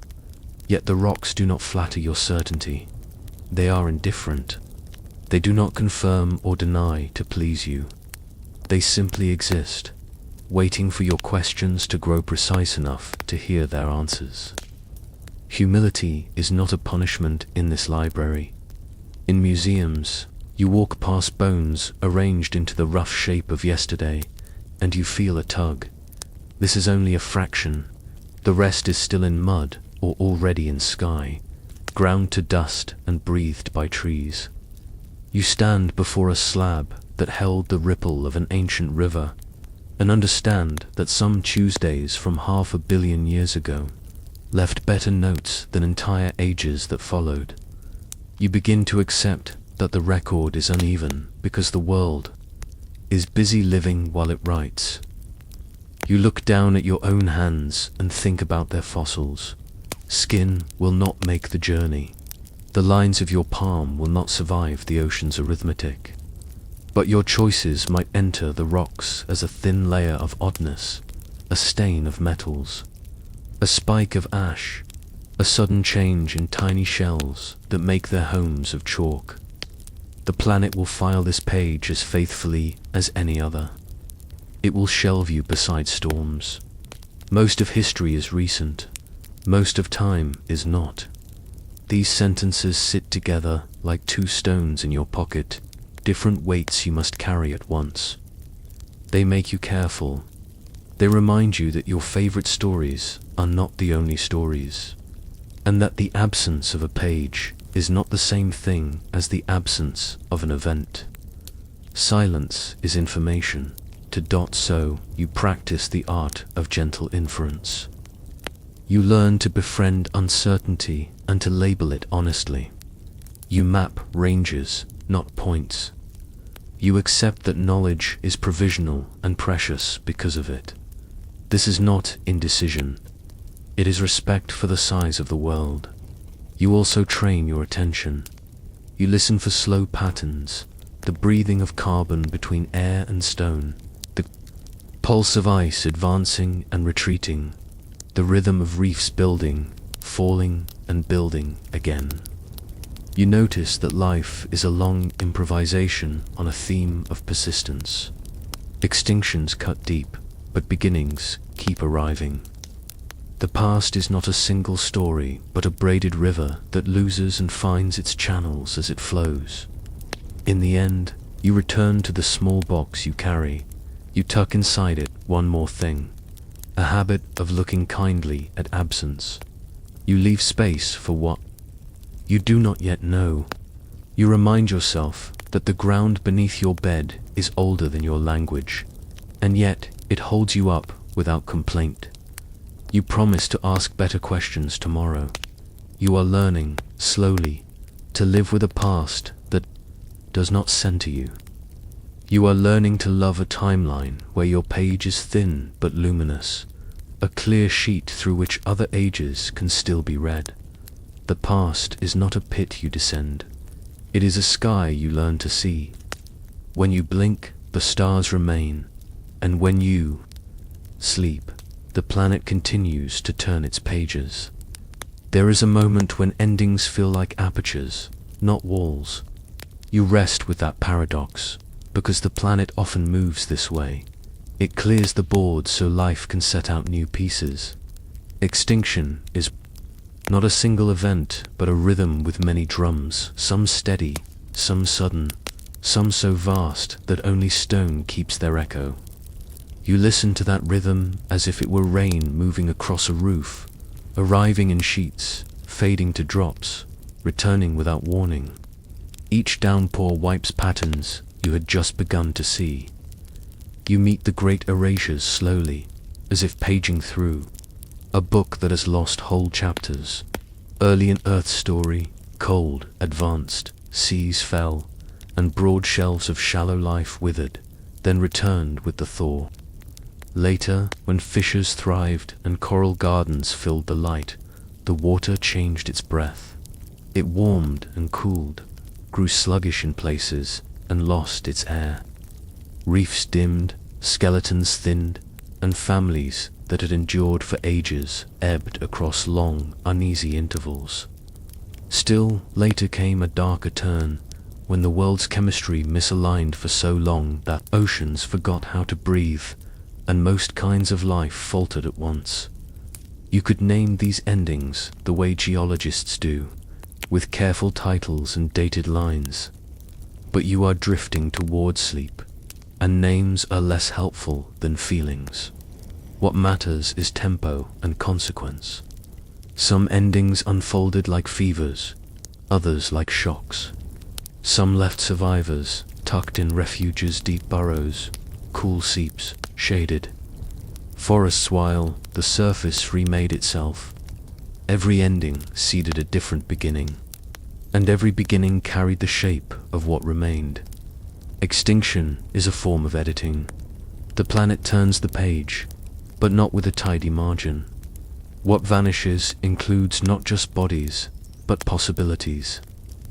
A lineage that held a knack for problem solving might be cut off before it could test that knack in new environments. Another lineage, built for patience and thrift, might persist and later blossom into odd forms.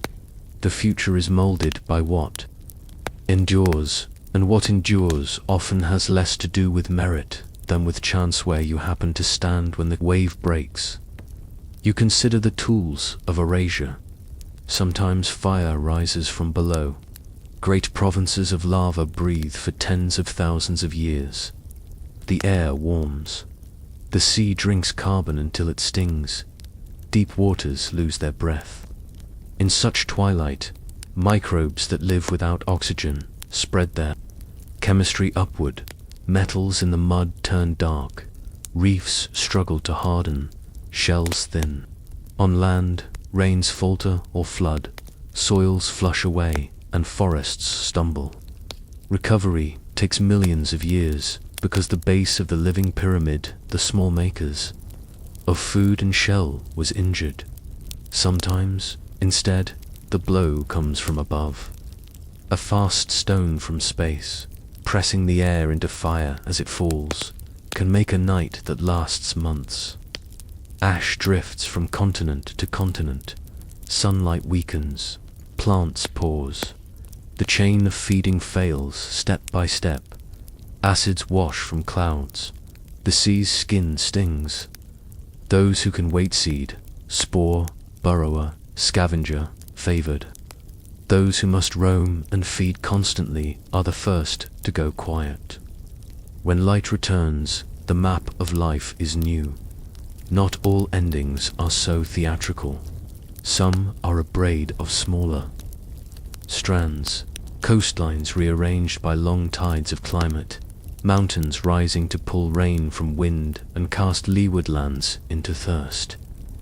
Corridors of migration closing, corridors of competitors opening. In these, extinctions arrive as a shuffled deck rather than a slammed table. Loss accumulates in steps. Ecosystems shed species like leaves, and from far away the forest looks unchanged, while inside it is thinner and quieter. You notice a pattern that calms and unsettles you at once. The planet is both fragile and resilient. It shatters, then knits. It forgets, then invents. The knitting is never a return to what was. It is a new we've threaded through old anchors. After the great pruning, small forms often explore options that big ones could not. After fire, pioneer plants lock the bare ground with thin roots. After darkness, scavengers and generalists write first drafts, so specialists can appear later. Where, in this rhythm, could minds have risen and been erased? You think of warm, shallow seas crowded with reefs and coastal shelves, when the world wore different faces, of river deltas fat with silt and life, later swallowed by rising water, of inland climates that flickered wet and dry with celestial cycles. Intelligence does not require a particular calendar. It requires time, energy, and stability enough to practice being curious. Those conditions have occurred more than once. The trouble is that large endings break the very shelves where such lives would have kept their notes. Extinction removes not only species, but witnesses. Each lost lineage is a torn page from a diary that no longer exists. In the rock record, the torn page can be a gap, a pause, a strange community that seems to arrive from nowhere. You may be tempted to fill the blank with romance, to write in a vanished city or a seagoing culture whose tools were swallowed by salt. The honest path is gentler. You ask what the clocks say, what the chemistry leans toward, what patterns appear in many basins at once. You let the urge for stories soften until only fair questions remain. When you study the largest erasure, the one that nearly ended breathing on land and living in the sea, you touch a humility deep enough to rest in. Something about the world's metabolism shifted for a long time. Heat rules bent, carbon exchanged places too quickly, waters stilled and turned dark. The reef makers failed. The sturdy trilobites, who had weathered so many storms, failed at last. If thinking had begun in forms unfamiliar to Usemal, broad, slow, clever in ways you would not recognize, their delicate experiments may have ended without a line of text. The famous ending brought by the falling mountain teaches a different lesson. It was quick, not an age-long fever, but a patient's heart stopping and restarting with a different rhythm. Here you can trace the soot, the layer of beads of melted rock, the sudden disappearance of large reptiles from the pages above a thin line. Here, survivors wrote new chapters within a few million years. Birds elaborated on flight. Mammals expanded their recipes for warmth and care. Flowers and insects adjusted their contracts with climate. Extinction, then, is less a villain than a force of punctuation. Periods end sentences. Question marks bend them. Ellipses trail off into sleep. The planet's punctuation is not placed for your comfort. It marks where energy changed course. It marks where geography redrew its rooms. It marks where the sun's delivery schedule shifted slightly because of the planet's wobble and stroll. Life responds, and sometimes the response is a thinning so deep that the song almost stops. It does not, usually, but in those intervals you can almost hear a page tearing. You carry this into your way of asking, could intelligence have risen in a quieter age and then been silenced by catastrophe? Yes, in principle, there were long shelves of time when conditions were friendly to patience and experiment. Do we have good evidence for such a story? Not now. The known signatures of large-scale, industry-sharp global leans in carbon's flavor from burning ancient forests. Spikes of unfamiliar compounds, widespread and sudden reshuffling of sediments, not yet found in the deep past where our tools can resolve. This is where sleep helps. You do not need to hold the whole debate in your hands. You let it rest, and as it rests, the shapes grow clearer. The great extinctions tell you how easily pages tear and how creative the next chapter can be. They tell you why your tools should be tuned to patterns, not artifacts, to timing, not rumor. They nudge you to look for archives that survive fire and flood, cave rings, lake beds, quiet seas, crystals that hide clocks. They tell you to expect bias, that shallow coasts keep better records than steep interiors, that deserts guard in their dry rooms what rain would erase, and they place your own moment in a context you can feel in your breath. You live during a rapid lean in the air's carbon, a thinning of wild abundance, a rerouting of rivers, a recoloring of sediments by your hands. It is not a crater's instant. It is faster than many natural fevers and slower than a fall from the sky. You call it by many names, some careful, some urgent.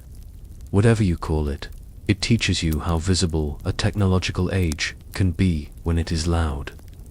If an older age was quiet, it would be harder to see. What is lost may never be guessed. That sentence is not an admission of defeat. It is an agreement to be honest. The world has ended many times and kept going, and in its continuance it has changed the rules. Pathways closed forever. Creatures that once swam like armored rugs. Forests that breathed thick greenhouse air with ease. Pathways opened. Flowers that seduced insects into partnerships. Warm-blooded bodies that turned food into constant fire. Minds that rehearsed futures before acting. Each opening depends on earlier closures. Survivors set the grammar for what can come next, so you take the lesson into your palms like cool water. Extinction is a form of erasure, but it is also a form of grammar. It forces the sentence to pause and choose a new verb. Erasure might have taken an earlier intelligence and left almost nothing for you to read, not because it was unreal, but because time is harsh to detail. The honest work, then, is to refine your ear for the structure of chapters, to count how fast the commas arrive, to notice where paragraphs were cut and new ones began. And in that work, another quiet question stirs. If the great endings remove artifacts and blur the edges of stories, what kinds of traces could slip past the editor? What could survive a flood of lava, a night of falling fire, a sea that forgets, and a crust that recycles? You turn toward the things that outlast bodies. Odd arrangements of metals, stubborn beads of glass, scratches of pattern in many places at once. You hold the thought until it softens. Erasure is powerful, but it is not perfect. Sleep comes when you accept both halves. The board will be cleared again someday. New pieces will be set out. And between those moments, there is always the chance that a small tool falls into a quiet basin and waits. And sometimes even a small pebble can carry a patient clue home. You begin with a soft caution. Not every strange thing is a message. Some stones look sharpened because rivers love edges. Some lines across hillsides are the work of wind and plants repeating themselves. Your eyes evolve to find patterns for safety, and they do not like to leave a mystery alone. Still, you keep a shelf in your mind for the odd things that refuse to be filed. There are carvings that echo gears, patterns that appear to map the sky, devices corroded like coral wearing mathematics. You hold them lightly.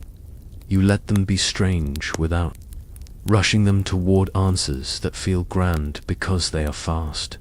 The planet is a magician that hides its hands. Pressure folds rock into bells and flutes. Lightning fuses sand into glassy roots. Minerals grow hexagons as if planning cities. Waves turn broken bottles into jewels and bones into polished stories. When you approach the odd, you ask first if the world itself could have made the thing, and what it would have needed to do so. You also remember that time edits context.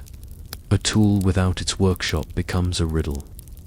A mark without its sequence becomes noise. Fires erase libraries. Rivers move behind your back and carry one century into the next. Burrowing animals rewrite the index of the soil. Plows drag yesterday into the wrong room. When an object looks ahead of its era, you check whether the room around it has been rearranged by flood. Ice or hand, between the thing and its meaning lies the quiet labor of context. A hearth is not just char and stone. It is ash layered like winter upon winter, seeds cracked by fire, grease darkening the same spot, bones split in the same way for years. A workshop is not a single fine object. It is misfires, scraps, repairs, dust, habits. When you find a wonder without its mess, you pause. Great skill leaves untidy footprints.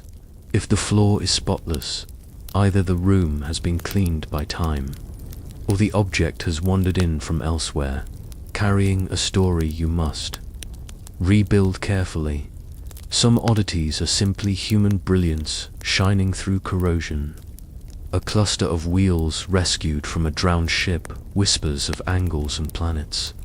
A small bronze with graduated holes sits undecided between measurements and candlelight and weaving. Stone spheres from a green country speak of pride in symmetry, not alien mathematics. A clay jar with a copper core and a whisper of acid might be plating, ritual, or misunderstanding. It keeps you gently undecided, which is a healthy place to wait. You learn to separate wonder from hurry. To honor a question, you do not inflate it. You ask what else would be true if this puzzling thing meant what your first thrill suggests. Would there be workshops, discarded parts, apprenticeships, styles that change? Would there be where that matches the proposed use and grime where fingers rest? Would there be neighbors, trade sidelong mentions in the writing of the day? One bright object is a seed. A whole toolbox is a forest. Patterns tease you. Counting feels cold, but it is a kindness to truth. If a motif repeats with small local twists, you suspect conversation. If it appears once and never again, you suspect chance unless quieter twins appear. Your mind loves faces and tools because both promise company. Rivers also learn to make knives by striking stones. Volcanoes throw glass that fractures into blades. To tell hand from accident, you look for consistent strikes, ripples that show intent, and debris scattered like a workbench, not a shoreline. There is a temptation of rescue, to place cleverness earlier than evidence. You wish for heroic ancestors. Sometimes they existed. Often they didn't. That does not shrink them. It makes culture a long courage, not a single leap. Sometimes the odd thing is a test. A line of marks on bone could mean the moon, market days. Fish or nothing. You try keys and keep the one that opens many doors. If none do, you hang them back. Extraordinary claims need ordinary roots. A machine that forecasts eclipses should sit among simpler tools, sighting tubes, angle finders, calendars, apprentices, scrap. If the garden is missing, you question the bloom. You test ideas the way a shoemaker fits a last, by feel against many feet. A claim should work in several rooms at once fit. The dates from wood and bone fit the chemistry of the soil, fit the pattern on the object, fit the habits of nearby villages. When a proposal fits in only one narrow corner, it is a tight shoe, pretty, painful, unlikely to be worn long. When it fits across methods and places, you trust it more, not because it is exciting, but because it is roomy, useful, and kind too. The rest of the evidence, the desire for tools that weren't ours, often hides a fear that we are not enough. You practice another courage. Let human hands be as bright as evidence allows, and nature as inventive as physics permits. Between them, most oddities find a home. A sky-lined hill could be a festival ground. A stacked stone may be a marker. For sheep, a sound under a lake may be ice singing its winter grammar. You keep a short list. What is the material and its limits? What forces work here, and what shapes do they love? What pairs with this to make a system? Where is wear or repair? Who benefits? How often? And how many would a life need? When you hold a puzzling thing, you also hold 3 clocks, making time, material time, and time without its maker. Each asks a different respect, and together they steady your guesses. There is joy in testing without malice. You set up small experiments, not to win, but to learn the slope of the truth. Could pebbles and wind carve the grooves on a plateau? Could bronze and patience cut the stone some say requires thunder? You try, and sometimes you succeed with ordinary means. The result is not disappointment. It is a warm, domestic wonder. The world is already enough, and so are you. Even when the odd resists every easy box, you discover that wonder does not suffer from restraint. Uncertainty becomes a cradle rather than a cliff. You can sleep under a question if you trust that. Morning allows more tries. You can walk through a museum of half answers and feel full, because the fragments point to lives complete in their time, even if your map is missing most of the roads. And yes, some puzzles remain wild. There are still devices that will not confess, patterns that would not look out of place in a sky map, stones whose holes cast shadows you cannot schedule. You keep them in view without turning them into banners.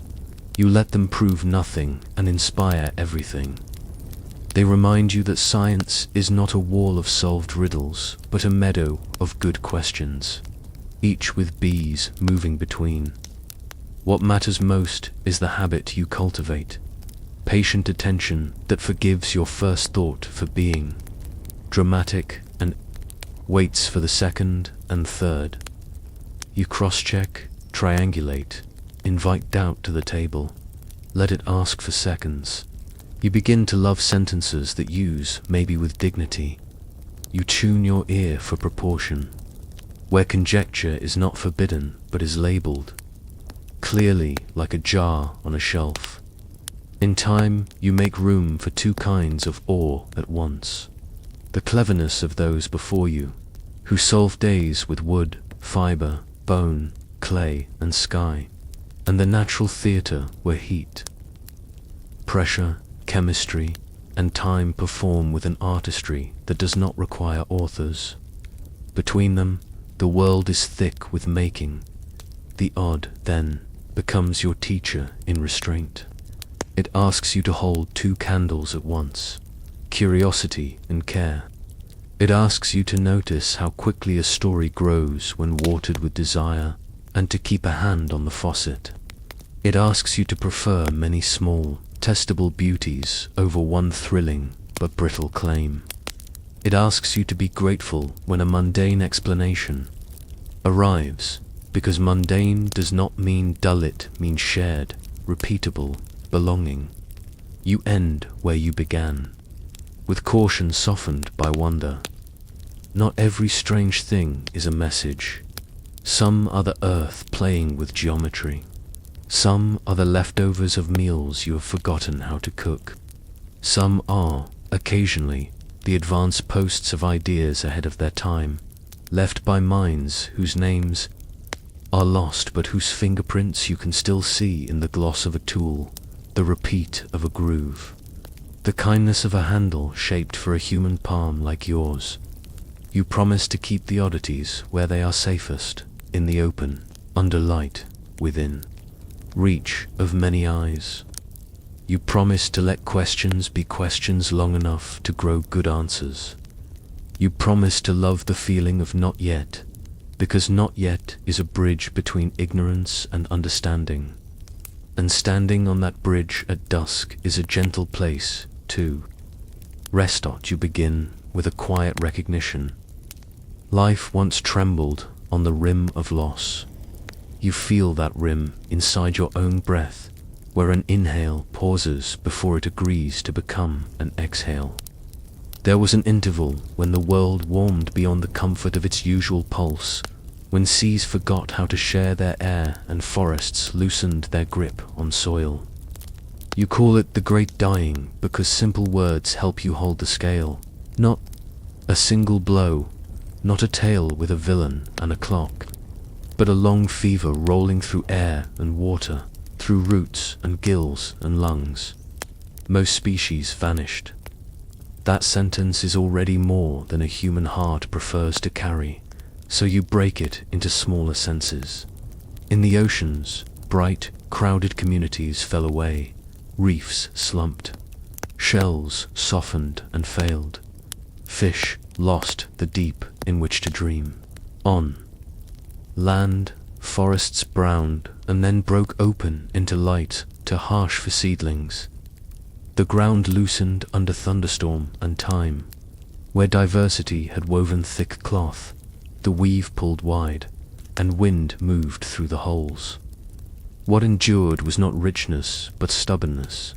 Certain lineages with habits that bend rather than break. You do not need the full glossary to feel the pattern. A province of fire opened in the far north and did not quit for a long while, spreading stone made of night across the surface. With that dark stone came gases that made the skytrap heat more fiercely. Warming rose in hard little steps. The oceans, normally faithful partners, held less oxygen and traded their layers less often. Surface waters grew light and hot. Depths turned sluggish and poor in breath. Some places bloomed with small life that devoured what it needed and left. The water thinner still. Exhausted seas are gentle killers. Rains arrive sharp, stripping hillsides, sweeping silt and metals downstream. Lakes went murky. Coasts filled with nutrients that fed a brief riot and then a prolonged hunger. On land, the underground networks that let trees share sugars and warnings frayed and snapped. Fungal threads grew abundant as forests died back. Decomposition itself became a season. The quick beneficiaries were modest, creatures content to wait in holes, microbe partners that could wring life from difficult mixtures, generalists that asked little and received just enough. Time, which often works like a mason laying slow brick, accelerated. In a geologic handful of heartbeats, the old caste failed. Trilobites, elders of the sea, ended. Many corals did as well. Graceful coils and shellkeepers shrank to small, stubborn remnant lines. On land, towering woods faltered. Broad canopies gave way to scrub. The planet, normally patient with experiments, withdrew credit. Even your metaphors feel thin beside that thinning. So you say simply, the world stumbled and almost fell. You check the story the way careful readers do. You place layers of rock in order and listen to their chemistry. You watch carbon and sulfur write their ratios. You hold crystals that keep time by the soft, predictable falling away of their inner sand. You compare records taken far apart and find a shared fever. The start is deep fire.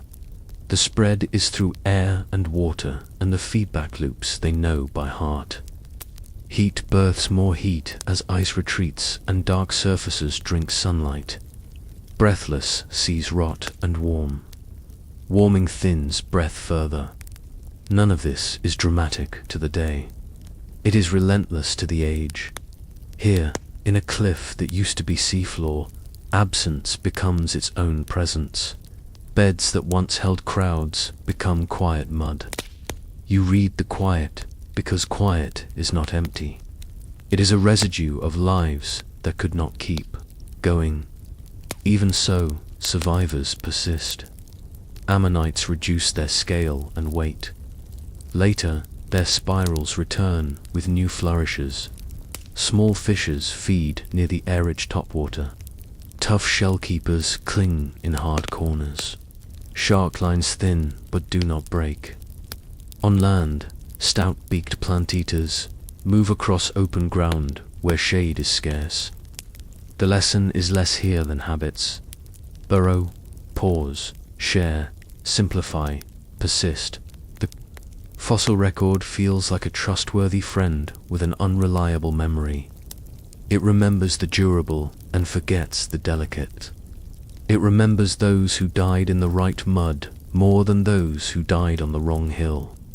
It keeps bone better than breath, shell better than skin, sudden burial better than slow returning. Across 250 million years, the world edits heavily. Streets turn back into sand, metals oxidize and wander. Even mountains travel. You hold this in mind when an idea grows loud in the gaps.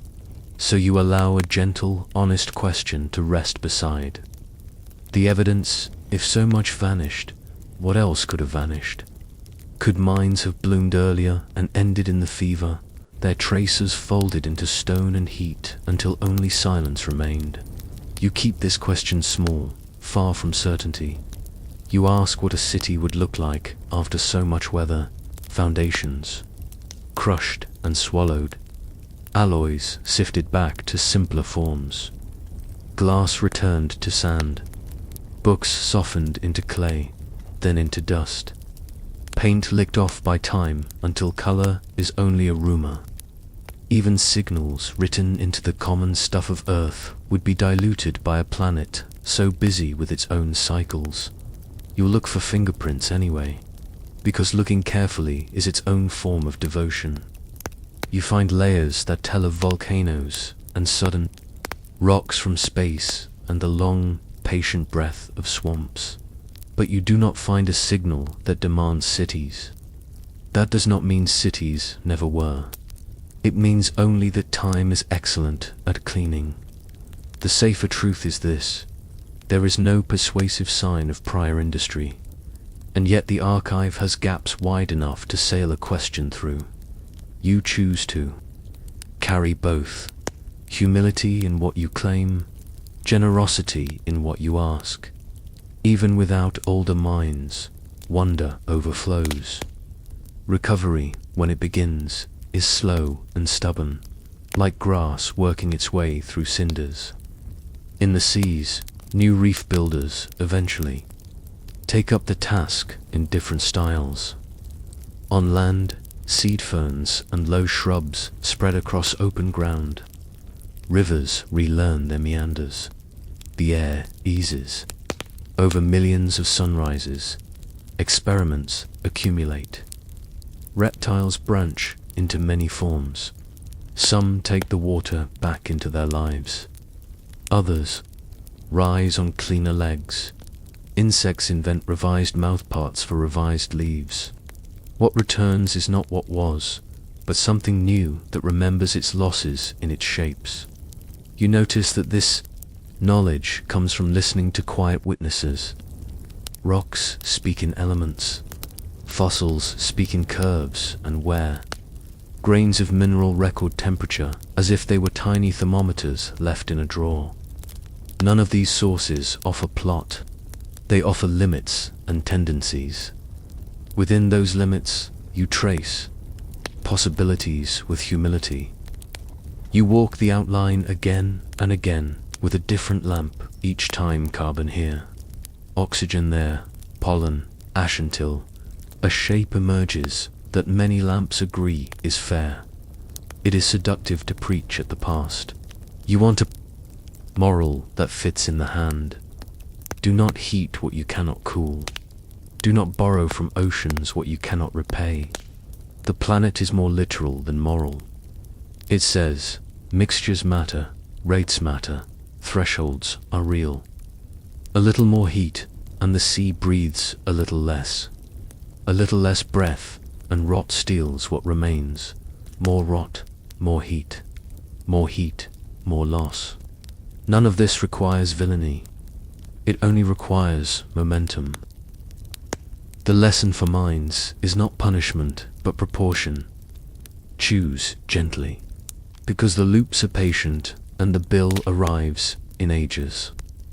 You hold grief and gratitude together. Grief for the vanished. Gratitude for the survivors whose patience became your inheritance. Waiting is a strategy embedded in the world's memory.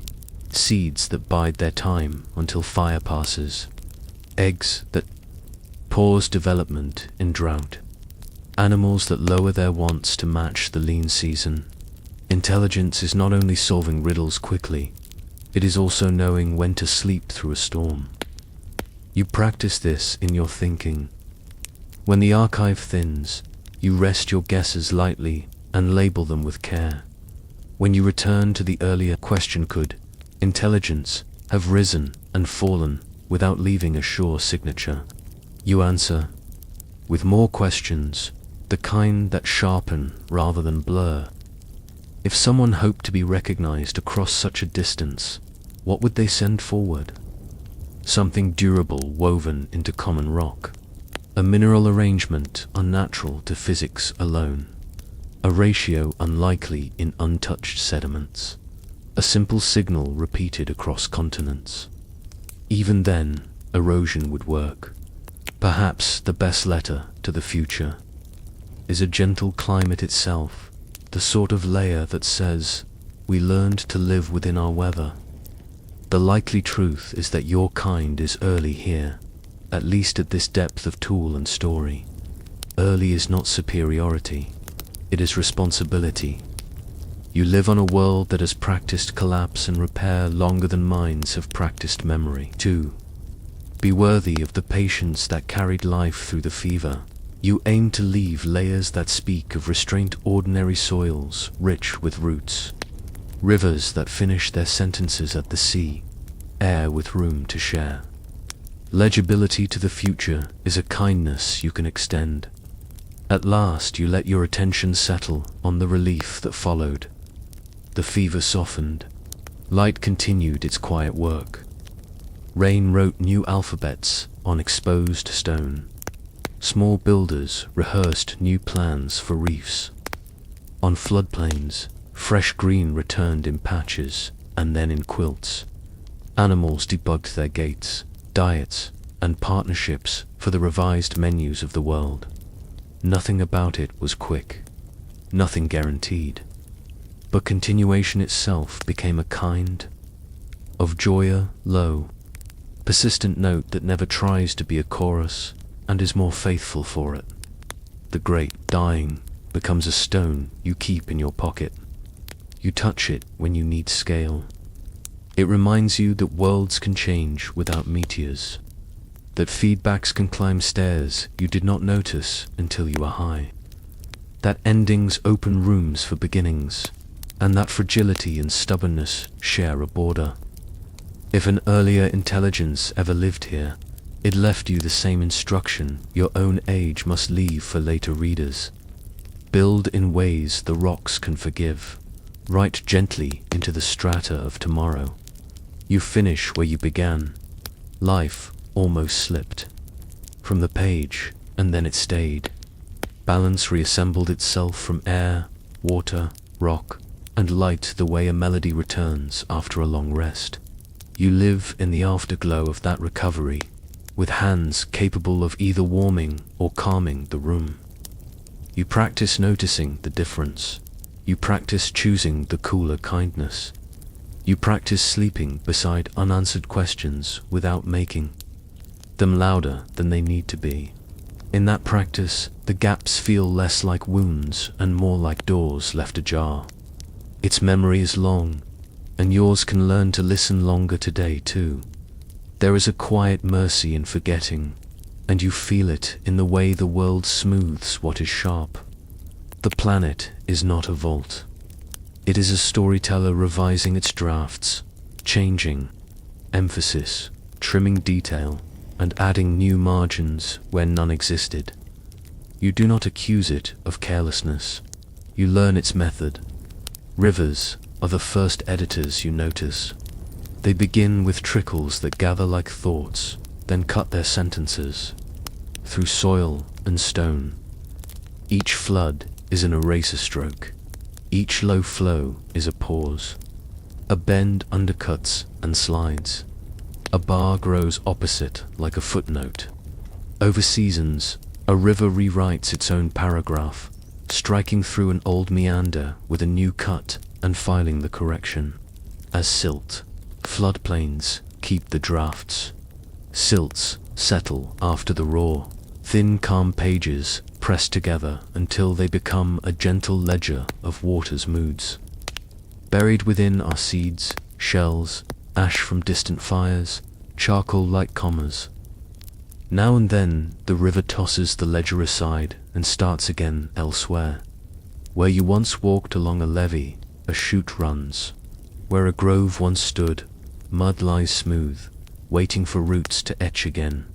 Mountains to edit, but begin with the opposite gesture. They raise their voices. Colliding plates shove rock upward until it breathes the cold sky. Peaks look permanent because they are louder than weather for a while.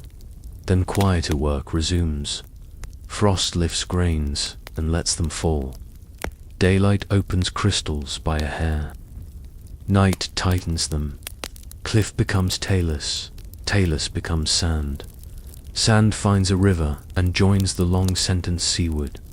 Plateaus are only pauses. Uplift tilts the table. Streams carve staircases.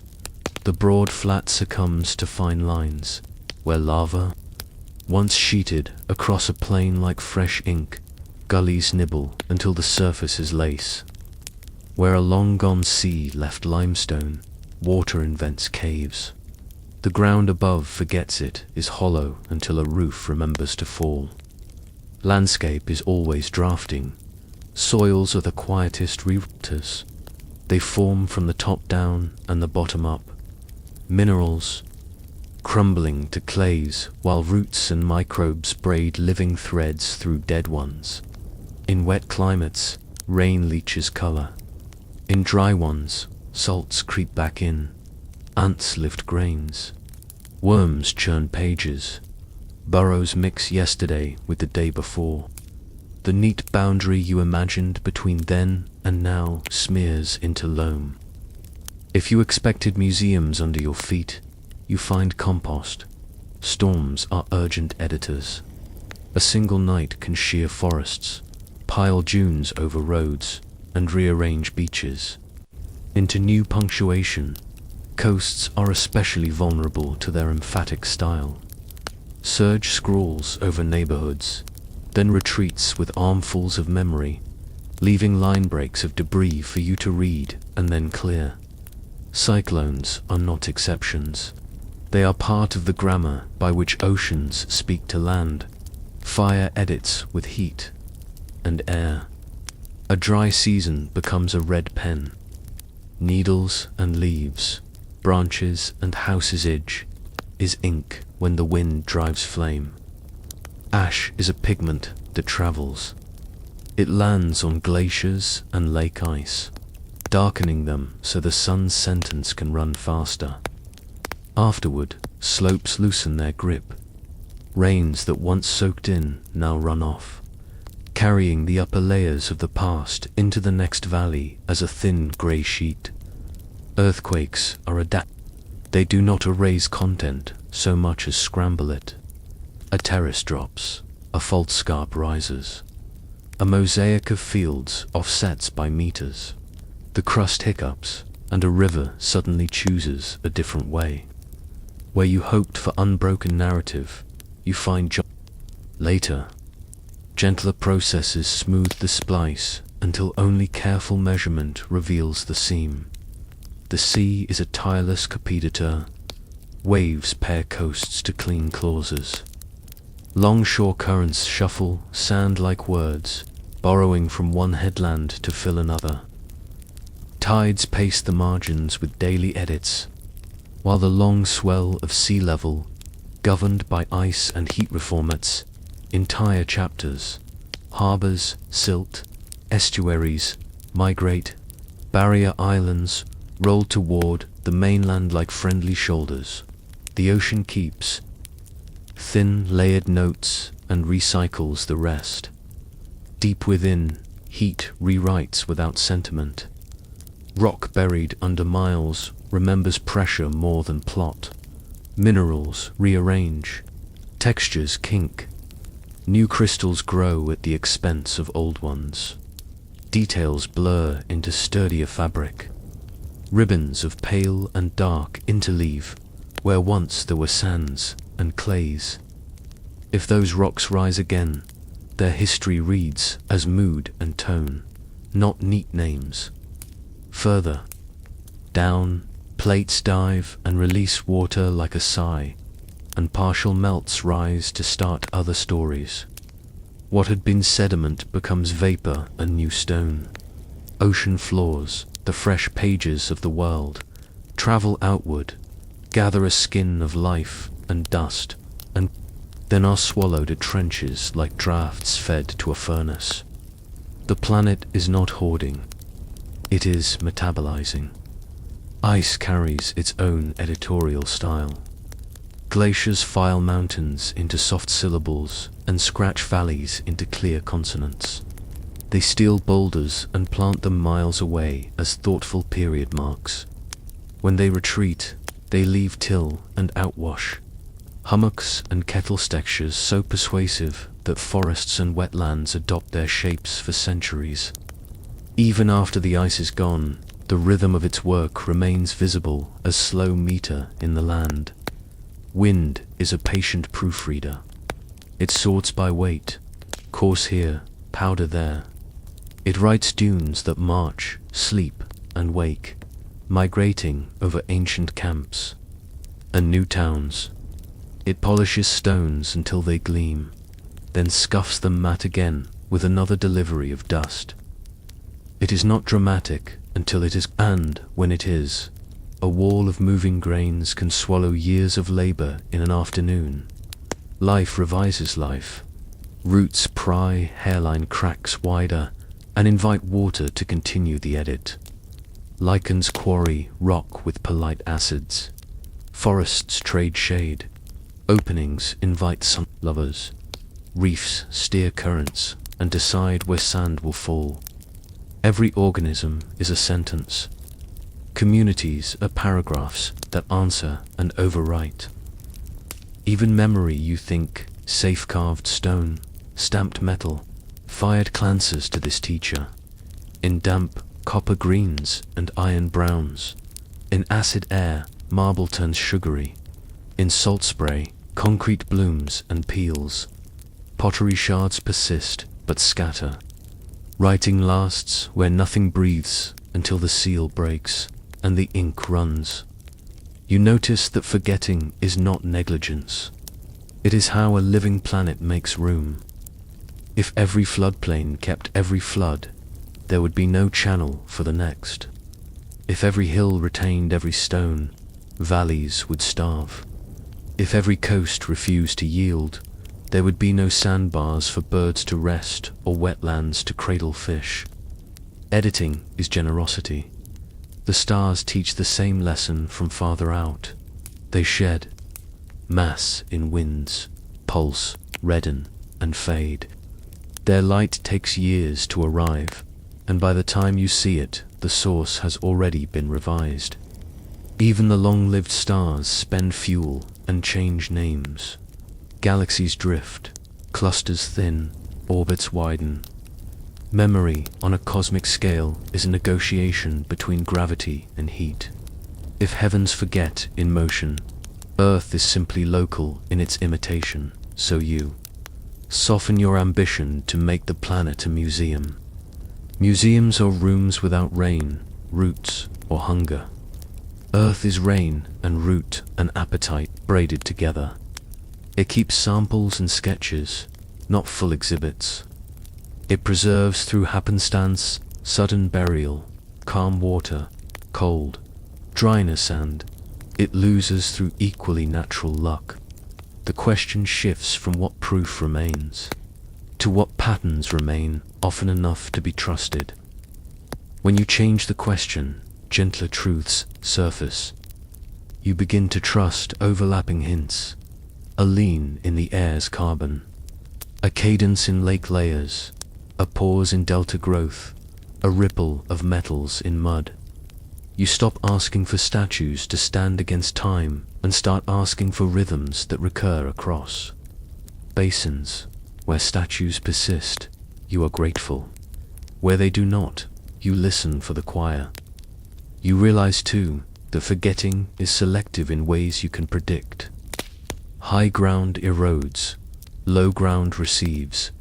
Fast water cleans, still water keeps. Heat erases detail. Cold preserves surprise. Life chews soft tissues and leaves hard parts. Then, with enough time, even hard parts dissolve.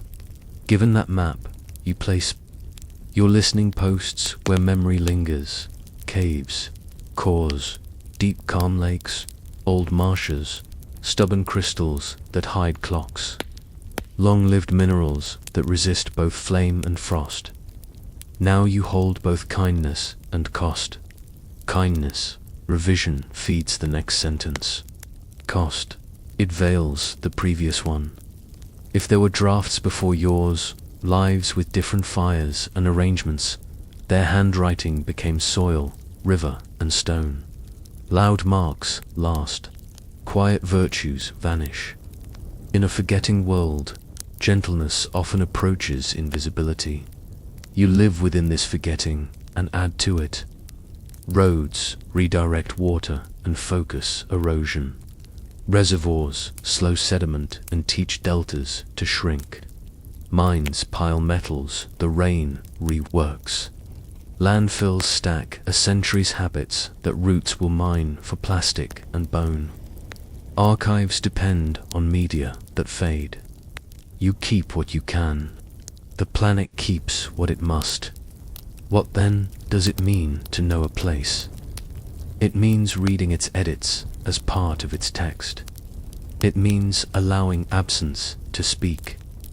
A gap between layers is a verb removed. A sudden shift in grain size is another, surged. A thin ash band says, distant mountain, brief night, long morning. A disconformity says, years uncounted, pages blown. These are not failings in the book. They are its grammar. The acceptance brings rest. You are not here to rescue every sentence from weather. You are here to learn how weather writes.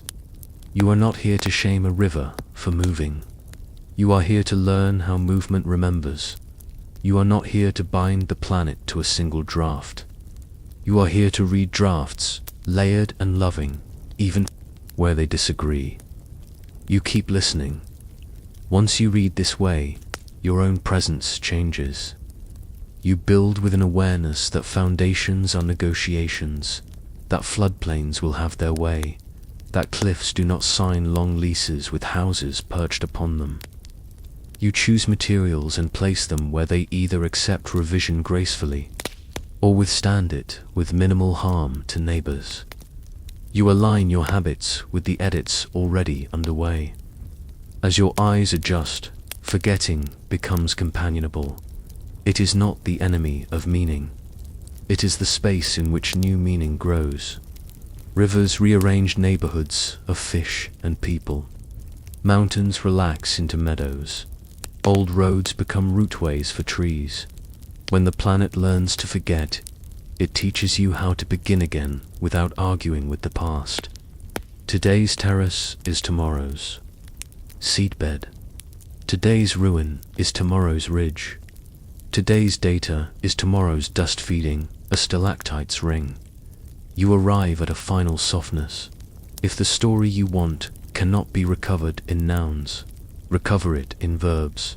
Not who, but how, not what. But when, not names, but relationships. That is the memory Earth prefers. Together you can track slope and shape, temperature and tide, chemistry and cadence, and accept that specifics will always be fewer than losses. In that acceptance, sleep gathers. You feel the world revising itself under your heartbeat, steady and slow. You feel sediments settling, ice breathing, forests writing shade. You are a line in the ongoing draft, not the title, not the end. The comfort is that drafts can be beautiful even when they are incomplete. Perhaps especially then. You belong to a planet that prefers the living act of writing to the static perfection of glass cases. And because you belong, one gentle question remains to carry forward. If Earth keeps rewriting, are you merely a page? Or are you part of the hand that will revise what comes next? You begin with a small, honest feeling. You are provisional. You are a sentence still being edited, a margin with penciled notes that may be erased and written again. You are not the first sentence the planet has tried, and you may not be the last. This is not an insult. It is a kindness, a reminder that life arrives in revisions, each line tested by wind, by water, by heat, by time. The world writes slowly, and it writes over its own handwriting. From a distance, the page looks clean. Up close, the erasures and corrections show through like faint tides beneath the ink. You wonder whether intelligence is rare or only fragile, like a thin glass tuned to sing. Maybe it does not appear once and then hold forever. Maybe it flickers, bright and brief, then dims, then tries again in another form, with different tools and different ways of sharing thought. You hold that idea without rushing to prove it. The rock record is a careful librarian that keeps some books and composts others into soil for later roots. Hard things endure. Soft plans dissolve. A city made of breath and agreements would leave less behind than a reef made of calcium patience. The archive prefers minerals to meetings. Earth is old enough for many stories, and yet it keeps only one page at a time visible on the surface. New layers lie down over old streets. Mountains lift and then kneel. Oceans borrow continents and return them with different edges. If you wrote an epic on waves, it would be legible only while the tide is out. So much of living happens in eras without a witness who can keep an archive that resists weather. Even your own age, with its metals, fires, and signals, will be folded, kneaded, and smoothed by the planet's long hands. Most memory is practical. Most forgetting is automatic. You practice the humility of drafts. A draft is not failure. It is the necessary condition for improvement. The first attempt at flight in any lineage does not carry the final shape of a wing. The first attempt at language does not hold every tense. The first attempt at shelter does not anticipate every winter. Each trial edits itself against reality. Gravity and chemistry and climate mark their corrections in red. The survivors are not the best in a moral sense. They are the ones that fit the margins of the page that year. Fitness is readability, a sentence. The world can tolerate and continue. When you look back through the windows of stone and ice and atom, you see revisions written as transitions. Oxygen once behaved like a rumor. Then it became a habit. Then it became the air. Forests sprawled across land that had only just learned to carry roots. Seas learned to host bodies built of new materials. Mouths tried biting, then chewing, then rumination. Eyes rehearsed ways to invite light in and protect delicate film. None of these advances arrived whole. They came in stutters and pauses, with many near misses and many good enough solutions that lasted for a while, then yielded to better ones. Progress is a mosaic of approximations. Intelligence, too, is a way of adjusting. It is not only solving puzzles, it is knowing which puzzles matter. It is the skill of leaving things alone when motion would harm them. It is the discipline of refining curiosity into care. Your kind builds tools, stories, and agreements that let knowledge accumulate across the gap between one person and the next. But accumulation depends on storage, and storage depends on materials that do not gossip with rain. If you want to speak too deep, time, you must write on things deep time keeps. Paper burns. Clay cracks. Wires corrode. Signals fade into the hiss that fills all rooms. Stone is a slow ear. Ocean is a generous solvent. Air edits constantly. The planet's filing system is ruthless and wise. It keeps shells, teeth, pollen coats, charcoal flakes. It keeps the durable parts of dinners and the stubborn parts of storms. It keeps ash in thin black lines, like commas that pause the run of sediment to say, fire. It keeps tiny crystals that trap a bit of heat's memory, and limestones that whisper of shallow seas where sunlight could reach. It keeps surprisingly little of what minds are proud of. Language evaporates. Institutions unravel like rope left in salt. The gentle agreements that let a day go smoothly leave almost no trace. The hard edges of need survive. The soft edges of grace do not, unless they are embodied in soil and shade. You test your appetite for romance against this reality. If intelligence had blossomed before you and fallen back into minerals, what would you expect to find? Not a single bright object, but a neighborhood. Debris from making, layers of wear on common pathways, waste arranged by habit.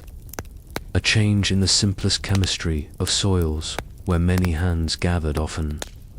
You would expect signals repeated across continents, because conversation loves distance. You would expect a parallel forest of ordinary tools that support the elegant ones. A machine is never alone. It nests in workshops, in training, in repair. Without the surround, the jewel looks misplaced. Instead, you mostly find the patience of nature and the pragmatism of ancestors who solved daily problems with wood, fiber, bone, and sky. You find repairs more than miracles, habit more than spectacle. You find that intelligence is often quiet because it is busy preventing trouble rather than performing brilliance. You learn to honor that quietness in evidence, a long, steady layer of ordinary soil, thick with rootlets, can be a monument to wisdom greater than any tower. Continuity is a kind of genius that does not photograph well. A stable river is a civilization kept in the key of water. Still, you do not close the question. Drafts invite comparison. If you are a fresh paragraph, it helps to ask how many paragraphs the world might attempt in a long book. Stars make elements and planets. Planets make weather and biochemistry. Biochemistry makes possibility. Nothing in this sequence implies inevitability, yet nothing forbids repeats. The gates are narrow, but the universe is patient. Perhaps the rarest thing is not intelligence, but continuity, the thread that survives to braid many minds into a durable rope. Fragility is multiplied by concentration. Resilience is multiplied by distribution. You consider how continuity fails. It fails in fire when heat outruns forests. It fails in famine when sharing stumbles. It fails in silence when knowledge gets trapped in small rooms and cannot cross the street. It fails in boredom, too, when comfort dulls the practice of tending. Drift is a kind of collapse that keeps the lights on. The draft you are writing can go soft in the middle if you do not keep rereading what you wrote yesterday and asking whether it is still kind, still useful, still able to be continued by the next pair of hands. Many endings arrive disguised as routines that no longer listen. You also consider how continuity succeeds. It succeeds by storing information in many places, so no single accident can erase it.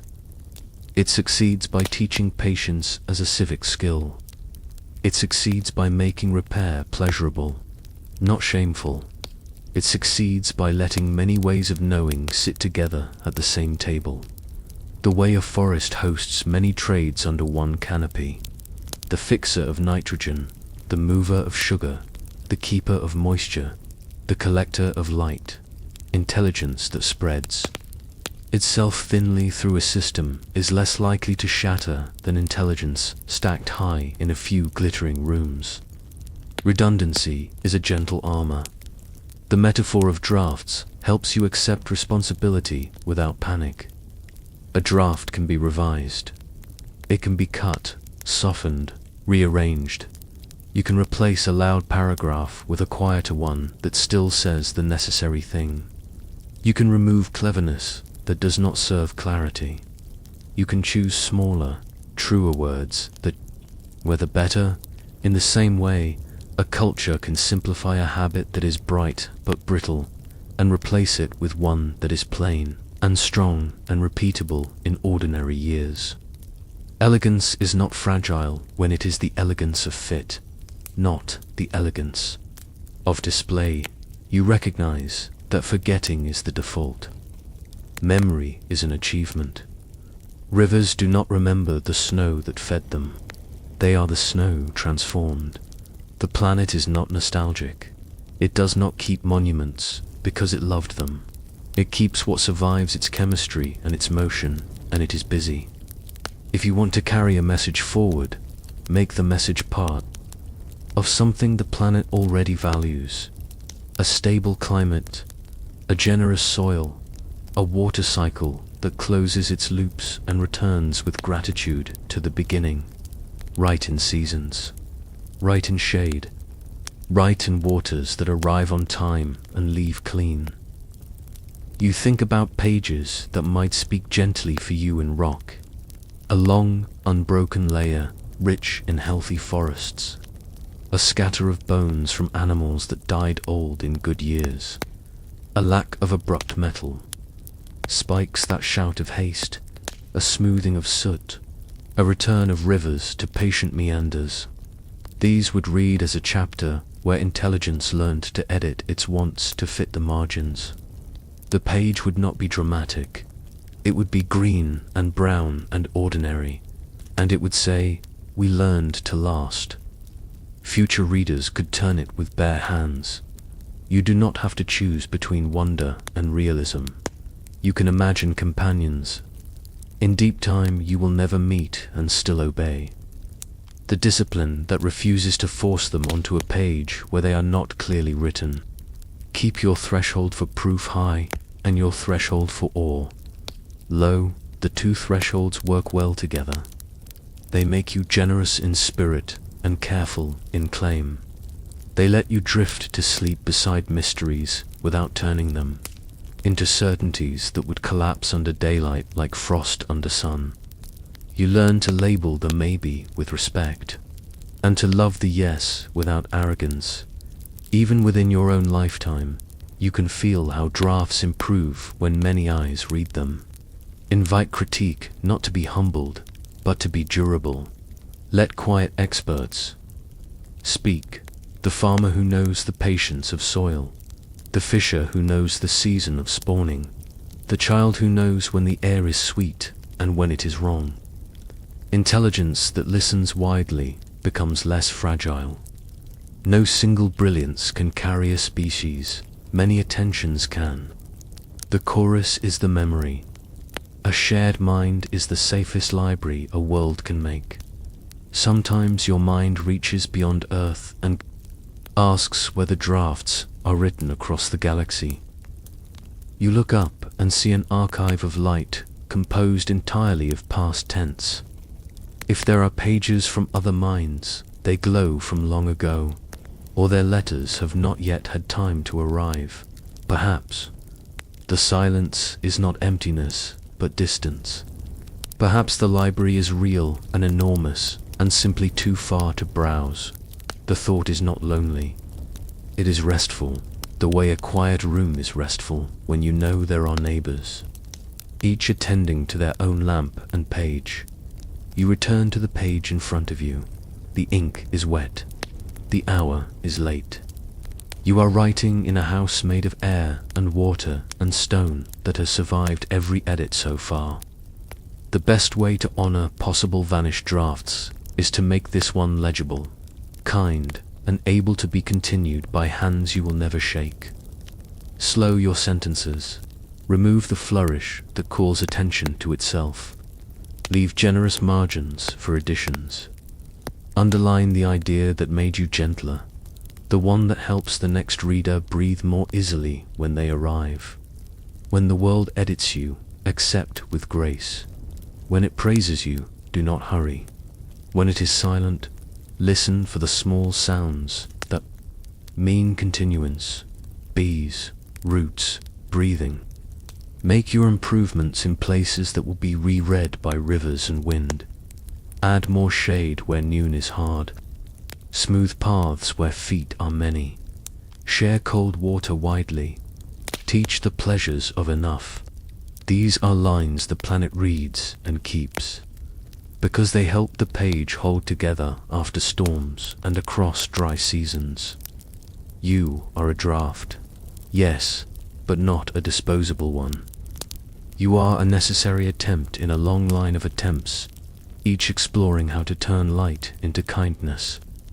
If you are forgotten, let it be because you blended so well with the page that the story could go on without a pause. If you are remembered, let it be for making room. Either way, the work is the same. Write sentences that help the next paragraph breathe and find its rhythm without tripping over your flourishes or your fears. A final thought comes quietly. A draft is also a promise. It says, I am willing to be revised in order to be true. Repeat this to yourself as a kind of bedtime vow. Keep curiosity soft. Keep claims modest. Keep questions open. Keep gratitude close. Hand the page forward smoother than you received it, the way a stone becomes calm in the pocket after years of handling. Let your intelligence become a texture rather than a monument, a grain that strengthens the paper and does not fight the ink.